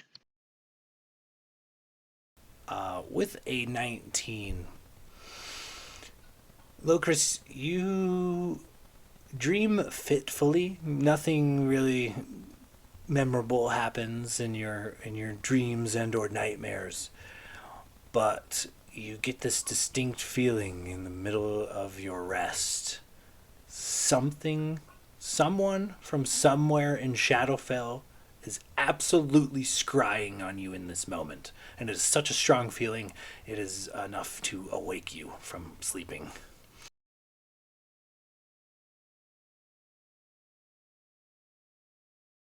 Aside from that, though 8 hours pass and you guys gain your long rests, patch your wounds, and restore your abilities, as you guys rise, the sun still has not moved. It is still early morning, and the sound of several playful dryads splashing in a nearby pool kind of slowly brings you all awake as several honey goblins march into the room and up the staircase up to the upper tub where the Spring King lays and begin bringing him various bits of honey.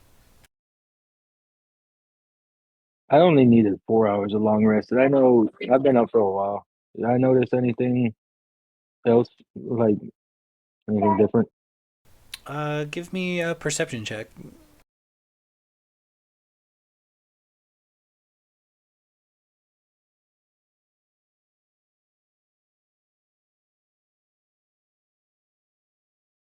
33 perception. As some of the dryads come back in, a couple of them do ogle Blade in his sleep. One blows you a kiss on her way by, but aside from that, all five of them find their way back to their original hot tub.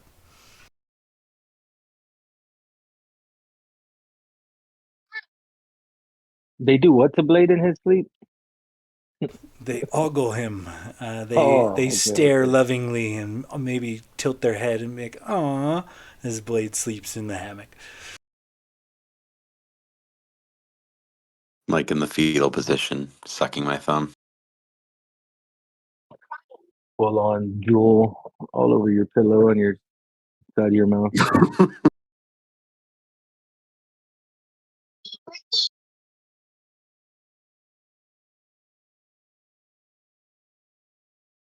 Since Logus doesn't need as long of a rest as the others, he'll probably wake up earlier than everyone and go join the dryads in the pool.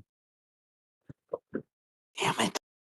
They are happy to receive you. They're curious about your hair, your culture, the material plane. You're getting the full mani pedi situation. You're getting back rubs with no one else there. All five of them are kind of like not only catering to you, but kind of like vying for your attention as well. Like, oh no, let me talk to him, or let me rub his shoulders, answer my questions. Like they're all about you in that moment.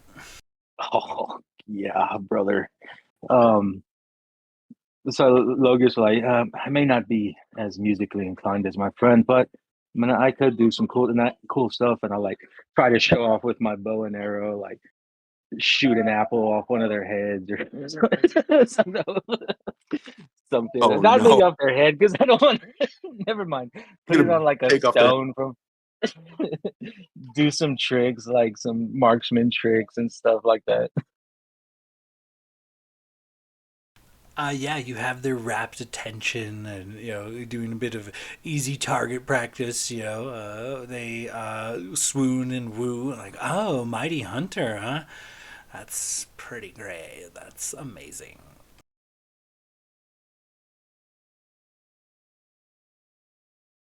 Oh yeah, I can also, do this and I like wild shape into like a dolphin or something in the water. Like just showing off with them. Maybe like if there's a perch where I can like jump in, I like jump in as Logus midair, turn into a dolphin and land in the water. Just showing off.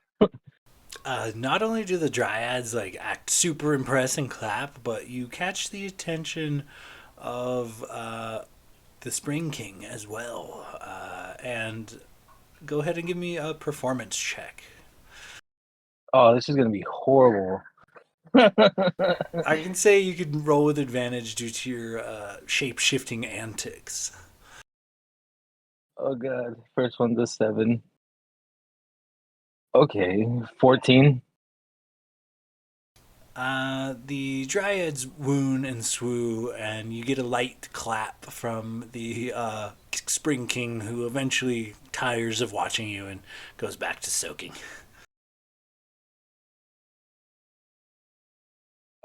Stuart, the others are resting. Maybe, if you want to come down here and join me and the gens, maybe you can show me a couple things. Maybe we can, party a little bit. Yeah, I mean, maybe if we hang out a bit, I could do a little bit of partying, but I leave that mostly to the gens, you know? They're a little better at it than I am. I'm in it for the honey. Honey and the honey mead, maybe a good back rub once in a while. I don't mind those pools down there, but I don't fit like some of the smaller folk do. All right, man. Well, let me know if you want to, crack some honey or party up there or something. And He Logus will. cheers a jar of honey to you, like, "Oh yeah, man, anytime, bro." And he knocks back a huge jug of honey as he snaps his fingers, and a couple honey goblins bring more. And then Logus, all right, gens, let's party. Show me what you got. And he'll like give into whatever they're about to do. No arguments. Whatever they want to do, Logus is gonna follow. They rebraid your hair. They dye it. You now have like frosted pink tips. They paint all of your finger and toenails to be just random rainbow colors. And they are talking hushed amongst themselves. Do you speak Sylvan by any chance?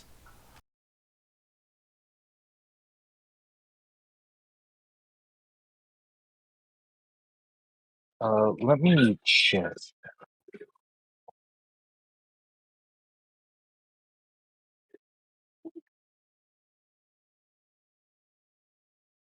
I speak Abyssal, Common, Draconic, Druidic, Elvish, and Orc.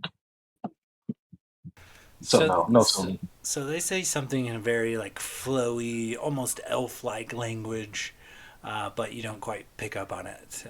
But yeah, there's a lot of giggling, and they're clearly talking about you like in front of you. Not sure if you understand them or not, but there's lots of like one of them will say something and then the rest of them will giggle, and vice versa. And this goes on for some time. Can I insight check to see if they're making fun of me? Yeah, you can for sure. That's a 15. For sure, Jen and Jen with two N's seem to really like you. You're not sure about Jenny with an I, but Jenny with a Y seems to have a thing for Blade, and the one they call Jan is still kind of pissed off that she got shut out by Gladier. Logus will definitely, the two that are really vibing with him will show them extra attention and just kind of, be with the vibes and the pampering and whatever else comes until the others wake up. And as the sound of Logos being pampered while hanging out with splashing, giggling dryads in a nearby hot tub is likely what awakes you all. Tell me kind of how you proceed.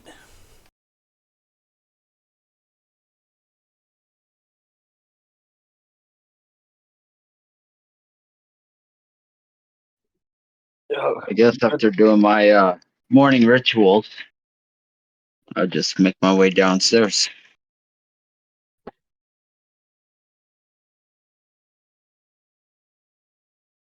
Yeah, I guess Oh, Blade will kind of wake up and kind of peel his face off his own, drool from his pillow. uh, make his way kind of up and kind of hearing the commotion, kind of seeing where it's coming from, maybe seeing where the dryads are at. Good morning, everyone. Good morning, Locust and Blade. Y'all missed quite a party. And Locust will kind of get up and like kind of put water on Blade's face so the drool stains get kind of come off. Hey, buddy, Jenny with an I and Jen, these two right here, fucking love you, dude. So I mean, obviously you're a good looking dude, so I think you have a chance with anyone, but I would pay extra attention to this one. Um, this one over here is really hurt from Glade here, so I would kind of, don't exclude her because she's, obviously very sensitive, but you know, that's all I got so far. Sorry, I literally just woke up. Jenny with an I or a Y. Yeah, I don't know, dude. We'll figure it out. But these two right here, they're kind of like waving, like I'm waving at them, but kind of trying to point them out. Yeah, they're really infatuated by you. But these two right here, they like me. So maybe don't try to steal these from me because you are very, very handsome and charismatic. No, no, no, no. I mean that. God, Logos, they're beautiful. And I mean, I know I'm also beautiful as well as you, but I mean, us men, we've got a code, and you know, we don't kind of, you know, and, step on each other's toes, if you know what I mean. Yeah, like almost like a man code of sorts. Like a you know, dude code, something. There's got to be something that flows off the tongue better than that. But I get what you're saying. Precisely. I'm glad we're on the same page, and trust me, and I mean, these two are quite nice. Maybe we'll have a chat with the other and try to give words of encouragement. I mean, Gladia is he's kind of a weird. I mean, I love him. He's saved my life multiple times. I don't know times, but he's kind of a weird, odd, fellow, isn't he? I mean, when a woman, very beautiful woman, basically like throws herself at you, and you don't. He's a bit naive. I think that's what it is.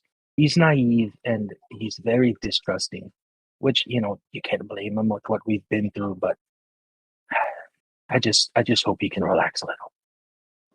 Yeah, I really hope so. Look at her. She's like S tier, and I mean, Gladia. I mean, once again, I said I love him, but I mean, he's more like. I mean, we're talking A, maybe. I mean, a solid B, but I mean, A. I'd give him generously.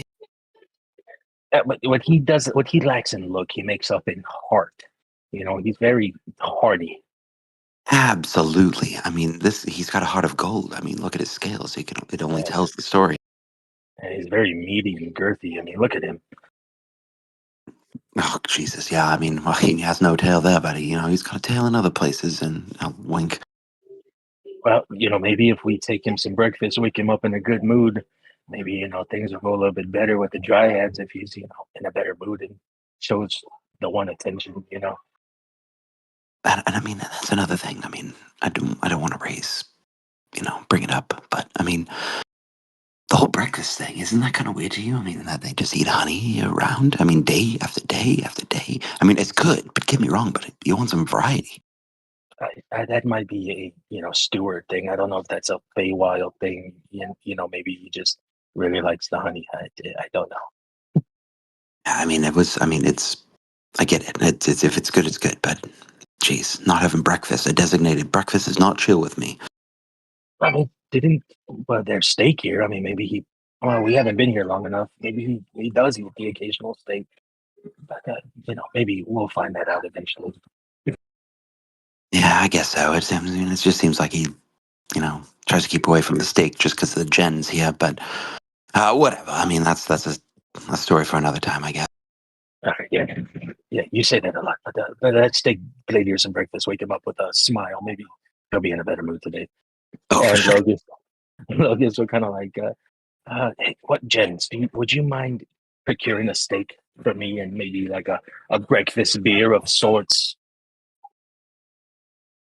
The Jen that was talking to you, she gets real close and she says, "Ew, You guys eat meat, that's gross. But it would be like on chill if we didn't help you. So she claps her hands, and a handful of honey goblins come rushing into the room.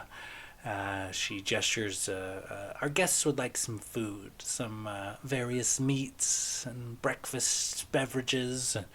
They all of the goblins respond in unison, "Get the honey!" And they all take off and return shortly with several trays of various cooked breakfast meats and orange juices, coffees, teas, and they even set up like a makeshift table and several chairs like right there on the spot. No, like no. Me and Blade, No, not for vegetarians us. all the way. We're vegetarians. All the way. It's more for our lizard friend. They need to eat meat. Dragon types. They kind of shrivel up and die if they don't. Yeah. So no, we vegetarians, 100%. Don't worry about that. Yeah, definitely. They all sit down to like a nice like vegetarian omelet prepped by some of these honey goblins, and they're like, us too, really. I mean, vegan's a stretch, but vegetarian for sure.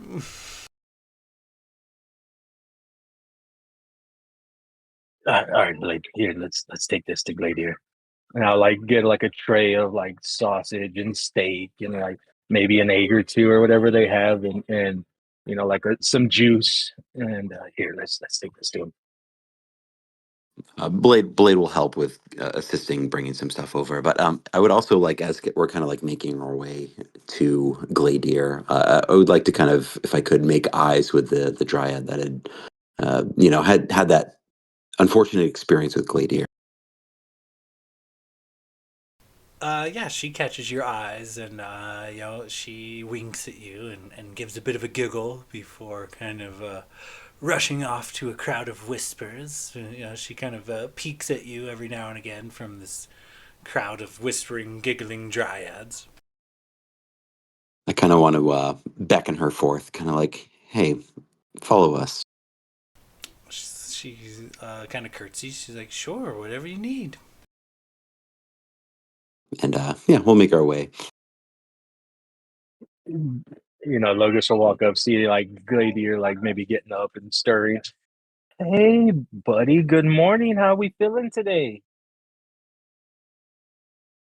Good morning, sunshine.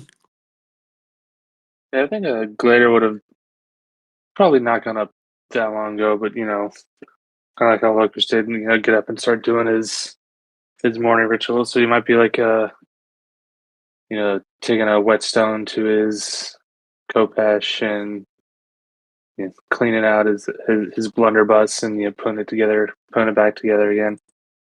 But yeah, he'll just look up. Oh, good morning, guys. Oh, what you what you got? What you got there? Is that Just brought you some steak, breakfast. Yes, yes, sausage? steak and sausage. Your favorite. I know how much you love it. Here you go. Just wanted to, make sure you ate. Everyone else is already kind of by the pool, so just want to make sure you're okay. Brought you some breakfast. Glitter has a passive insight of 11, so You love it, don't you? oh shit! I mean, it's been like I think it's been like a week since I had some decent sausage, and he was gonna pull out and bottle of the hot sauce and just kind of like lift his hand up and kind of do like the gimme thing, like kids do, like bring it here to the plate. Oh yeah, Logos will definitely like here. Brought you some juice. Just decent size, sausage on there for you. I know how much you like that. Yeah, I just want to make sure you're good. Oh well, yeah. I mean, that's still pretty nice. These hammocks are pretty great. You actually made it. He'll point to the gem that came along for Gem. She kind of curtsies. She's like, yeah, I can make you another one anytime. I'll even leave that one there. Who knows? Maybe you guys will come back and chill.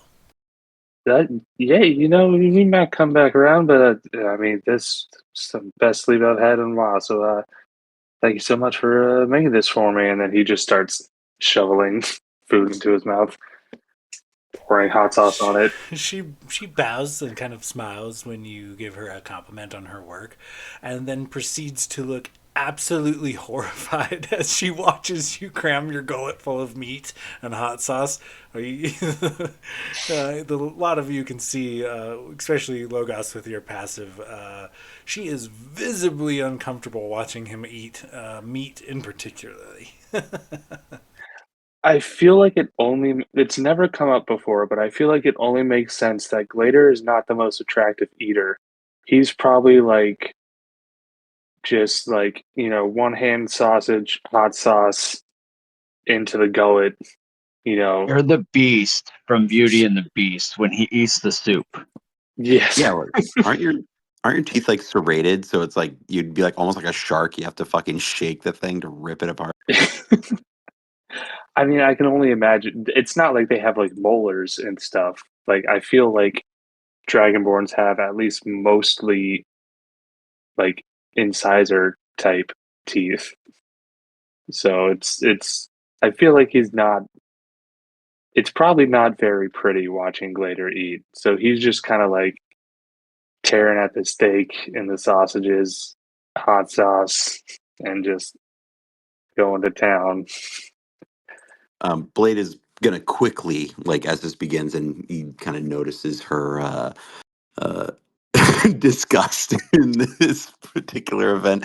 He's going to kind of turn around and be like, I mean, listen, Gladia, I know he can be kind of an odd fellow, but honestly, like I owe my life to him, and I wouldn't be here if it weren't for him. And I know meat is not exactly everyone's here. It's not the most chill thing, but from where we're from, it is a delicacy for some, not for us, and especially like Logus and I. It's definitely not our thing, but it's um, for most of the population, it is, and this is just the normal. I mean, this is all he knows, and I don't think we can necessarily blame that on him. And he's got a heart.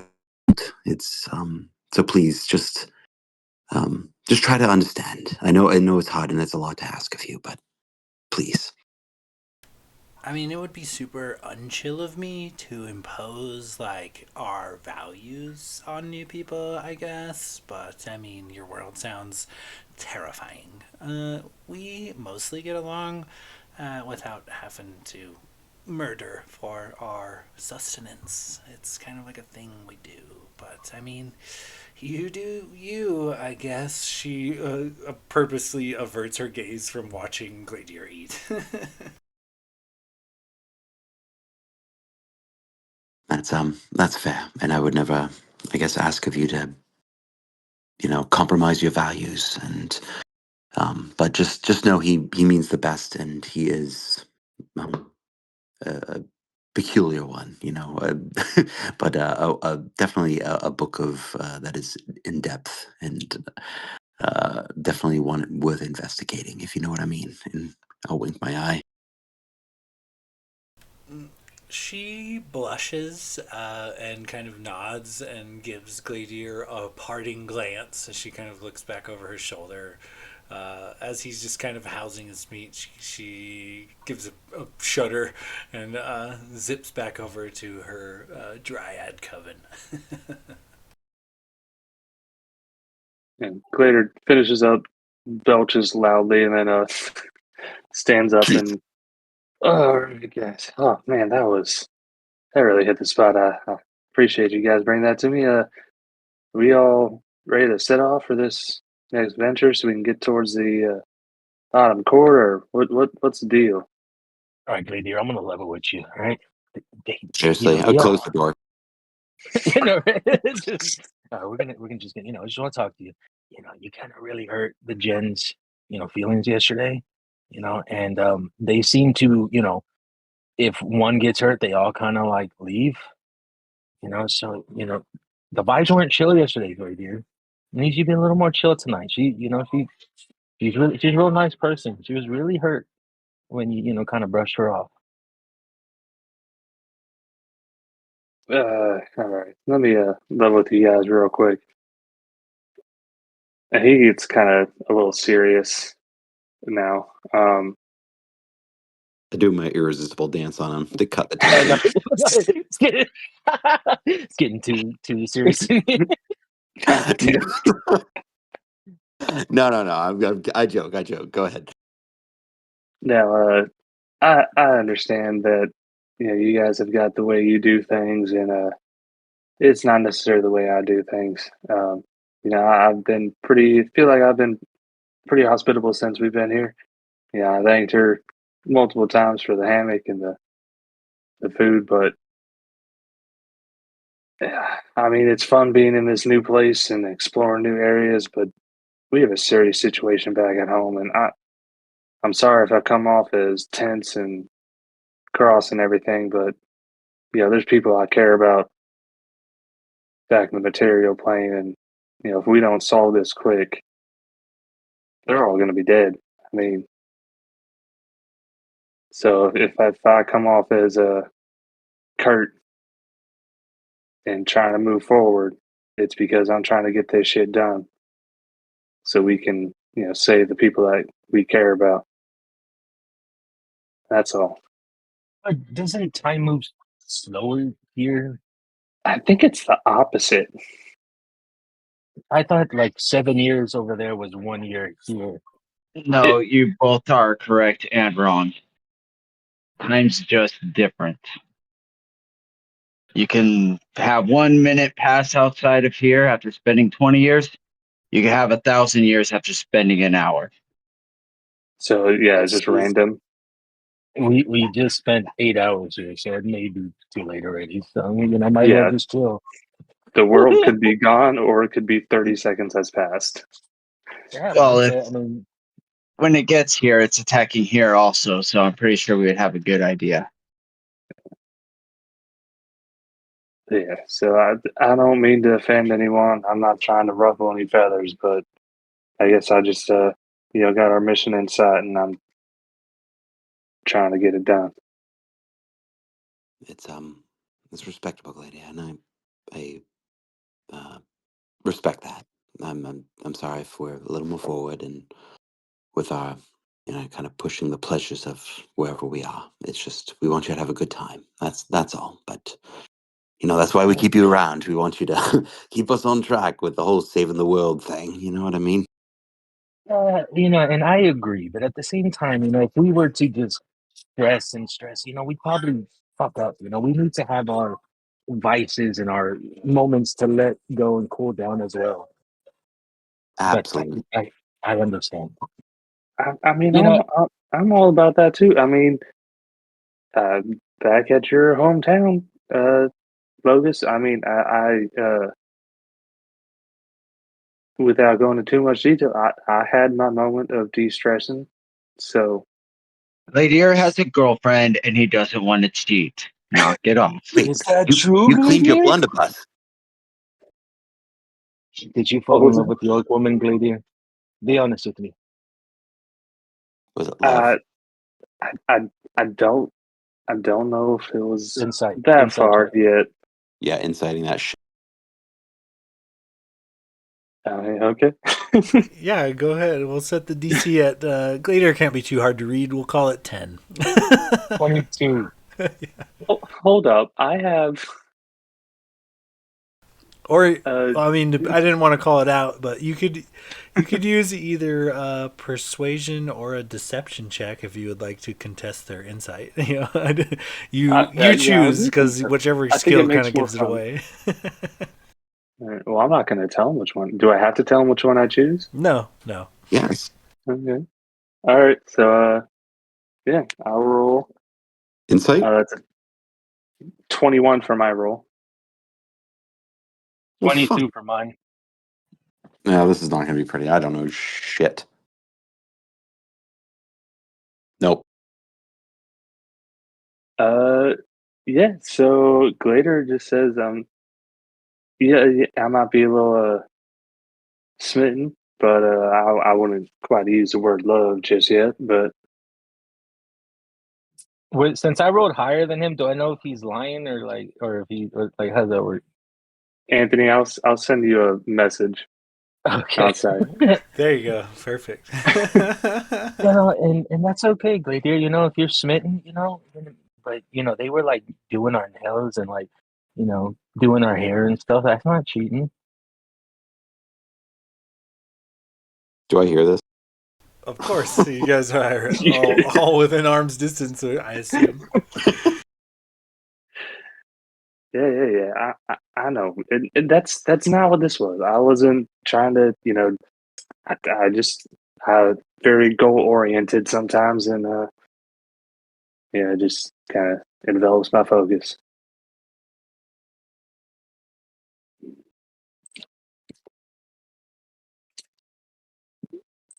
All right. With that, you guys kind of hear what starts as a low rumble, and it seems to vibrate the entire cavern. All of the dryads kind of they stop and freeze for a moment, and then they all begin to giggle, holding it into a whisper as they kind of get closer to each other in this little pool that they're hanging out in.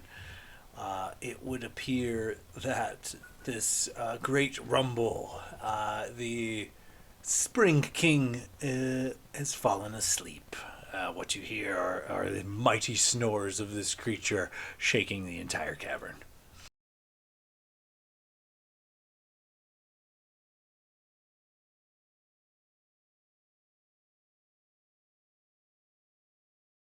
You said there was mighty snores. Correct. This the Spring King has fallen into a slumber, and his snores reverberate the entire cavern.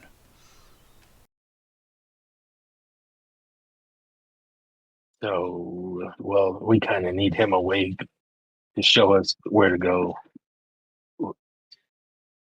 Um, Gladiator, what do we do now? We should have moved on before he fell asleep.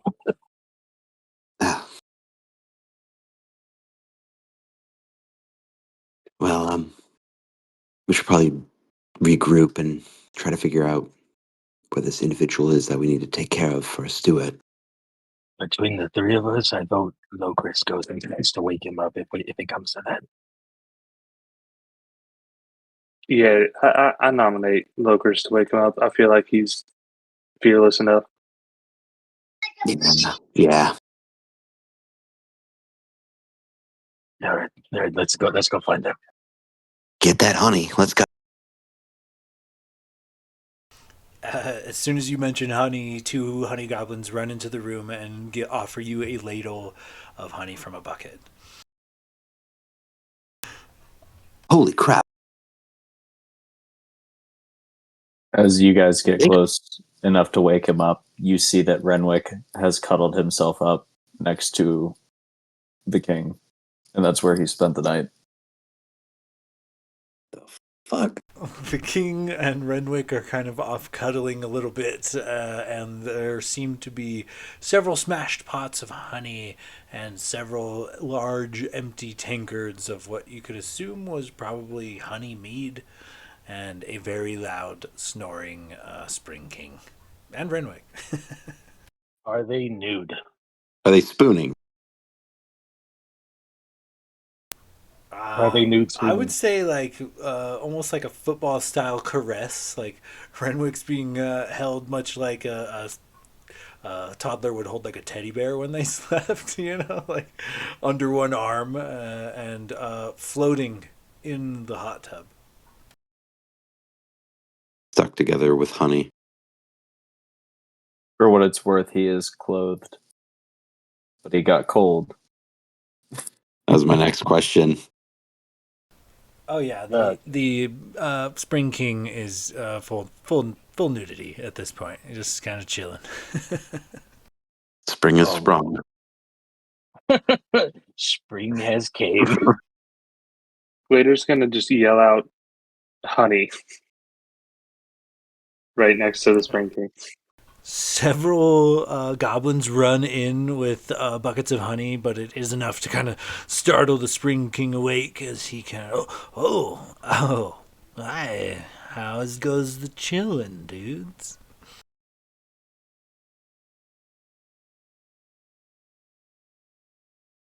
We're chilled. We need to know where this creature is so we can get shit done. So we could chill after. Oh man, now you're speaking my language. Say no more. And Renwick in tow just kind of gets out of the hot tub, grabs a large lion pelt, fastens it around himself like a towel. Says he walks down the stairs to like the main room and towards the exit. He's like, "All right, y'all ready? Let's go. It's just a bit of a stretch of the legs around here."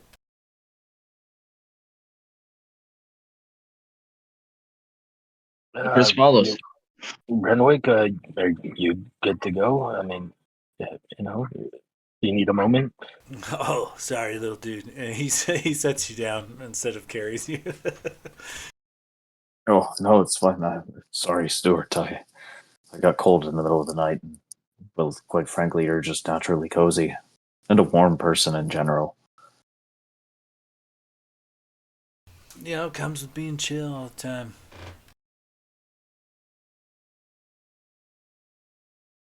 All right, this way.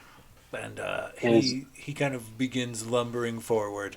He quickly goes down the stairs and crosses the creek and barrels through the nearby wood. Can I make a perception check if Renwick's walking funny or like is he good? Your Yeah, I want to passive get on that. your passive You perception's pretty assume the high. worst of me. Joke's on you. The king is walking funny. Yeah, Oh, and shit. you know what?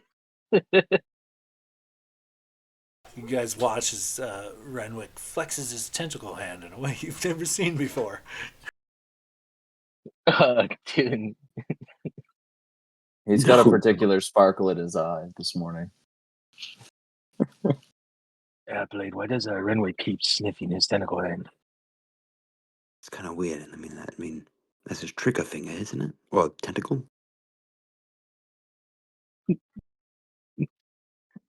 He's sapping, right? So, as you lot follow after the Stewart, the King of Spring, the first thing you notice is a short while into the woods, another meadow. All right, Sean, you're breaking up a little bit, Okay, at hold least on. for me. I don't want to miss this. Yes, you're breaking up. Okay, let me disconnect, reconnect real quick.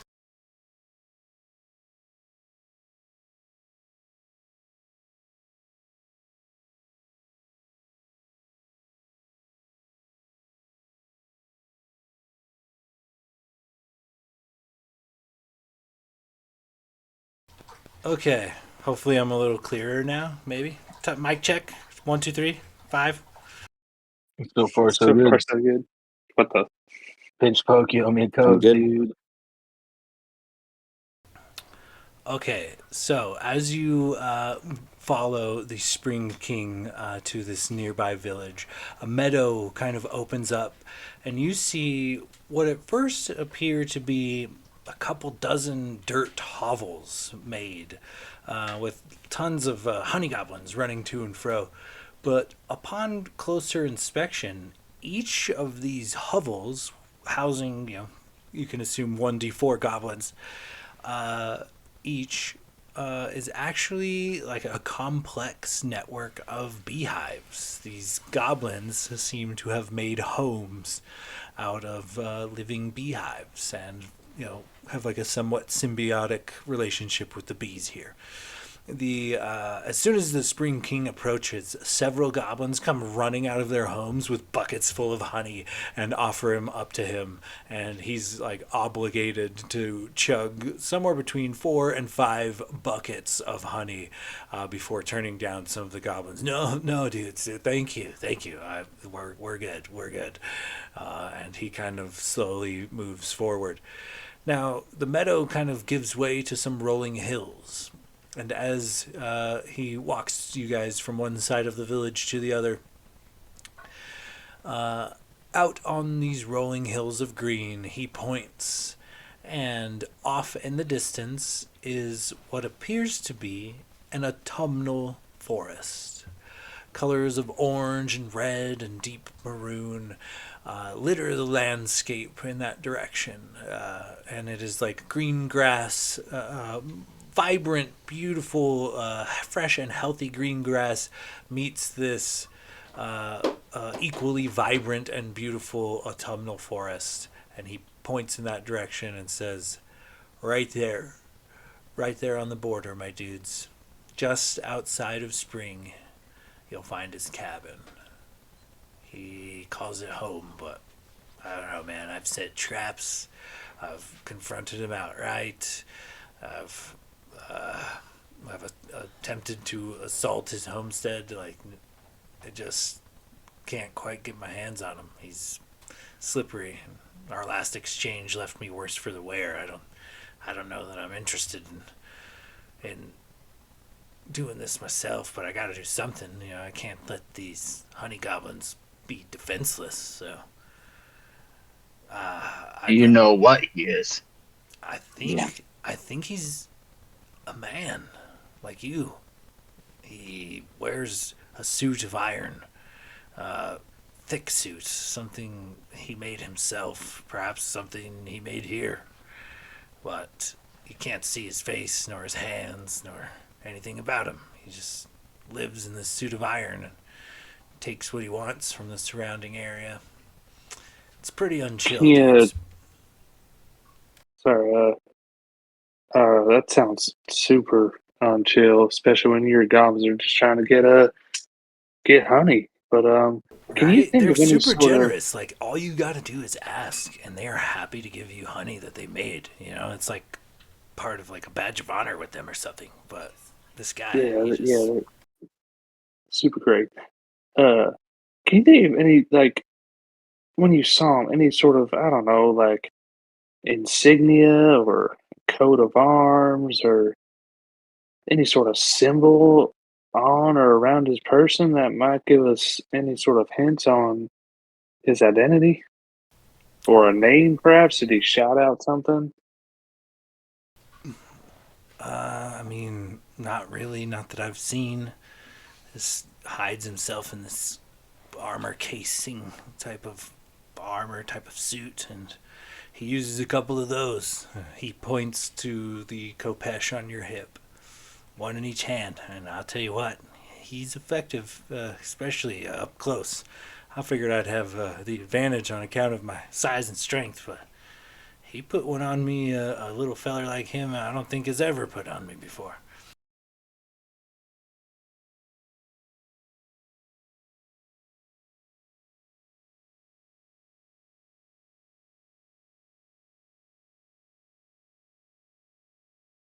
Well, All right, we'll party people. we'll take care of him. Well, good luck. You guys know where to find me. I'll be gonna take some of these buckets back to the old cave and come chill whenever you can. I appreciate you guys doing what you do. He takes several buckets of honey from nearby honey goblins, offering them up to him, and begins lumbering back towards his keep. Tell Jenny or with an I or Y I say hi. I'll let her know, dude. That's super chill of you. All right. How do we want to handle this?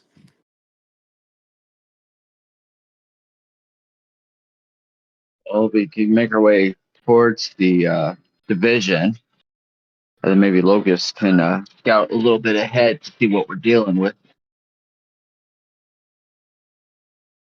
I can certainly help scout as well. Yeah, I think our main disadvantage here is the lack of information. So if we can get closer and then have Renwick and Bogus do a little scouting, see if we can maybe fill that gap. Well, I can polymorph you into a bird, and you can, fly about, see if you see anything. Oh, and that's worked well before. Yeah, you're never turning me into a bird again. So help me God. Oh yeah, polymorph. Has to be. Wait, no, it doesn't have. No, yes. What's your save? No, I'm just kidding. No, you Dan. Dance fucking. I'm not 19. Go. You actually trying to polymorph me? Yeah, I'm a polymorph. You say I can't do it. I'm gonna do it. What is it? Wisdom? Hold on. Let me see if I even got it prepared. Are you gonna burn a spell slot just to prove a point? I goddamn right I am.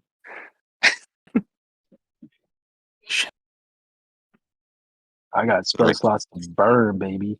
it's not like a cutting words here. Yeah.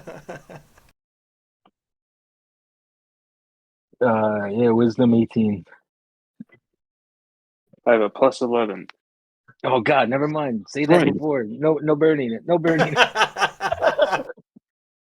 Fuck you! I rolled a natural 1. it. Yes. Fucking. Fucking something dumb. An albatross. You're a fucking hummingbird. Piece of shit. Against your will, Claydeer, you are turned into a hummingbird. How long does polymorph last? A minute? I think it's a minute, correct? I'm gonna spend a full minute. Incorrect, sir. It's an hour. I'm gonna Oh shit.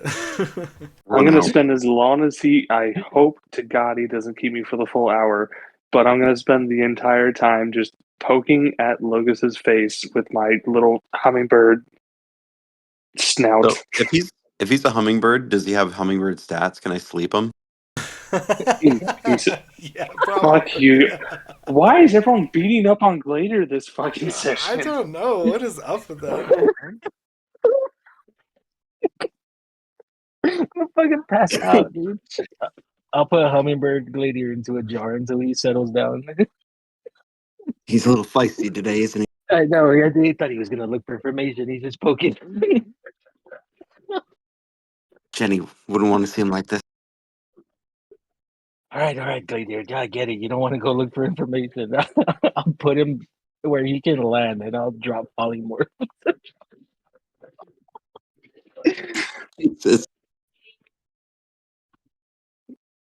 I think you ruined a good, opportunity to look for information just to be spiteful. God, that was worth the spell slot. He's just gonna kind of like hold a finger up, like just like shh, stop, and pat you on the shoulder, take a deep breath, and just walk towards where Stuart pointed off in the distance. Oh god, dude, I'm fucking crying. All right. So, as the lot of you make your way towards this, where Stuart had pointed out, you guys make your way towards this autumnal forest, and just as Stuart said, where the green grasses of this meadow kind of intersect with the rich reds and shrubbery and ferns and autumnal colored trees, just on the other side of this barrier, maybe a couple of feet, you guys come upon a quaint log cabin, small, with a single door and window. A bit of smoke comes out the chimney, and I think that is where we're gonna put a bookmark in it for now, fellas. Oh man. Such a bullshit session, but it's the best, man. I fucking love it. Yeah, it was great, and it sets up for what I hope might actually be more of an RP session with whatever the fuck this hermit is. Oh, Yeah, it was a good session. I do apologize. A little more prone to just like doing fuckery. Nah, dude, No, that was a good that session. was Y'all had me fucking great. laughing. My cheeks hurt from fucking smiling so goddamn much. You guys have me cracking up. Dude, I fucking laughed so hard I got tears in my eyes. I was crying laughing. That shit was funny. What happened? Did Alec just like piss you guys off earlier, or what? Like you guys Yeah, were like, dude, he didn't want to. Yeah, He you didn't want guys to really like. had it out for him. He didn't want to get laid with the dry heads, man. Yeah, we're just trying to wingman him, and he's fucking like, no, dude, not chill. We've been looking all Not week for these chill. dry heads, dude, and he was hella not chill this session. Fucking Yeah, he did cockblock you guys. seriously, I that was a didn't little know that over. would happen. I think it was justified. I lit a candle. I was trying to set the mood. With the already perfect lighting, Gladiator? Really? I know, dude. You don't think the fucking String King had perfect light already, dude? Come on. I don't know, ambiance. Oh, shit. Christ almighty. I know we're done with this session. I'm just fucking making him dance. In front of the fucking cabin. Oh, shit. Go knock on the door with your jig, Gladiator. Do the fucking jig. I You like how, like, dance. if this were a fucking TV show, the episode would end as the camera like fades out away from the party over the tree line, and it's just the silhouette of like all of us standing there, just perfectly still, and one shadow is just like just The foot starts tapping. oh god, Oh, man. That That was was funny, great. man. oh Oh, that was great. god damn. well, shit. Well, I'm gonna get going, fellas. Let's keep in touch and do this crazy thing again soon. Yeah. Sounds good, Agreed. man. I Most promise I'll certainly. try to kill you guys harder next time. You know, I got sidetracked with all the RP. Our We don't bad. inadvertently kill each other. Exactly. It's All right, it's catch you later, sessions like guys. this that remind me that I don't know.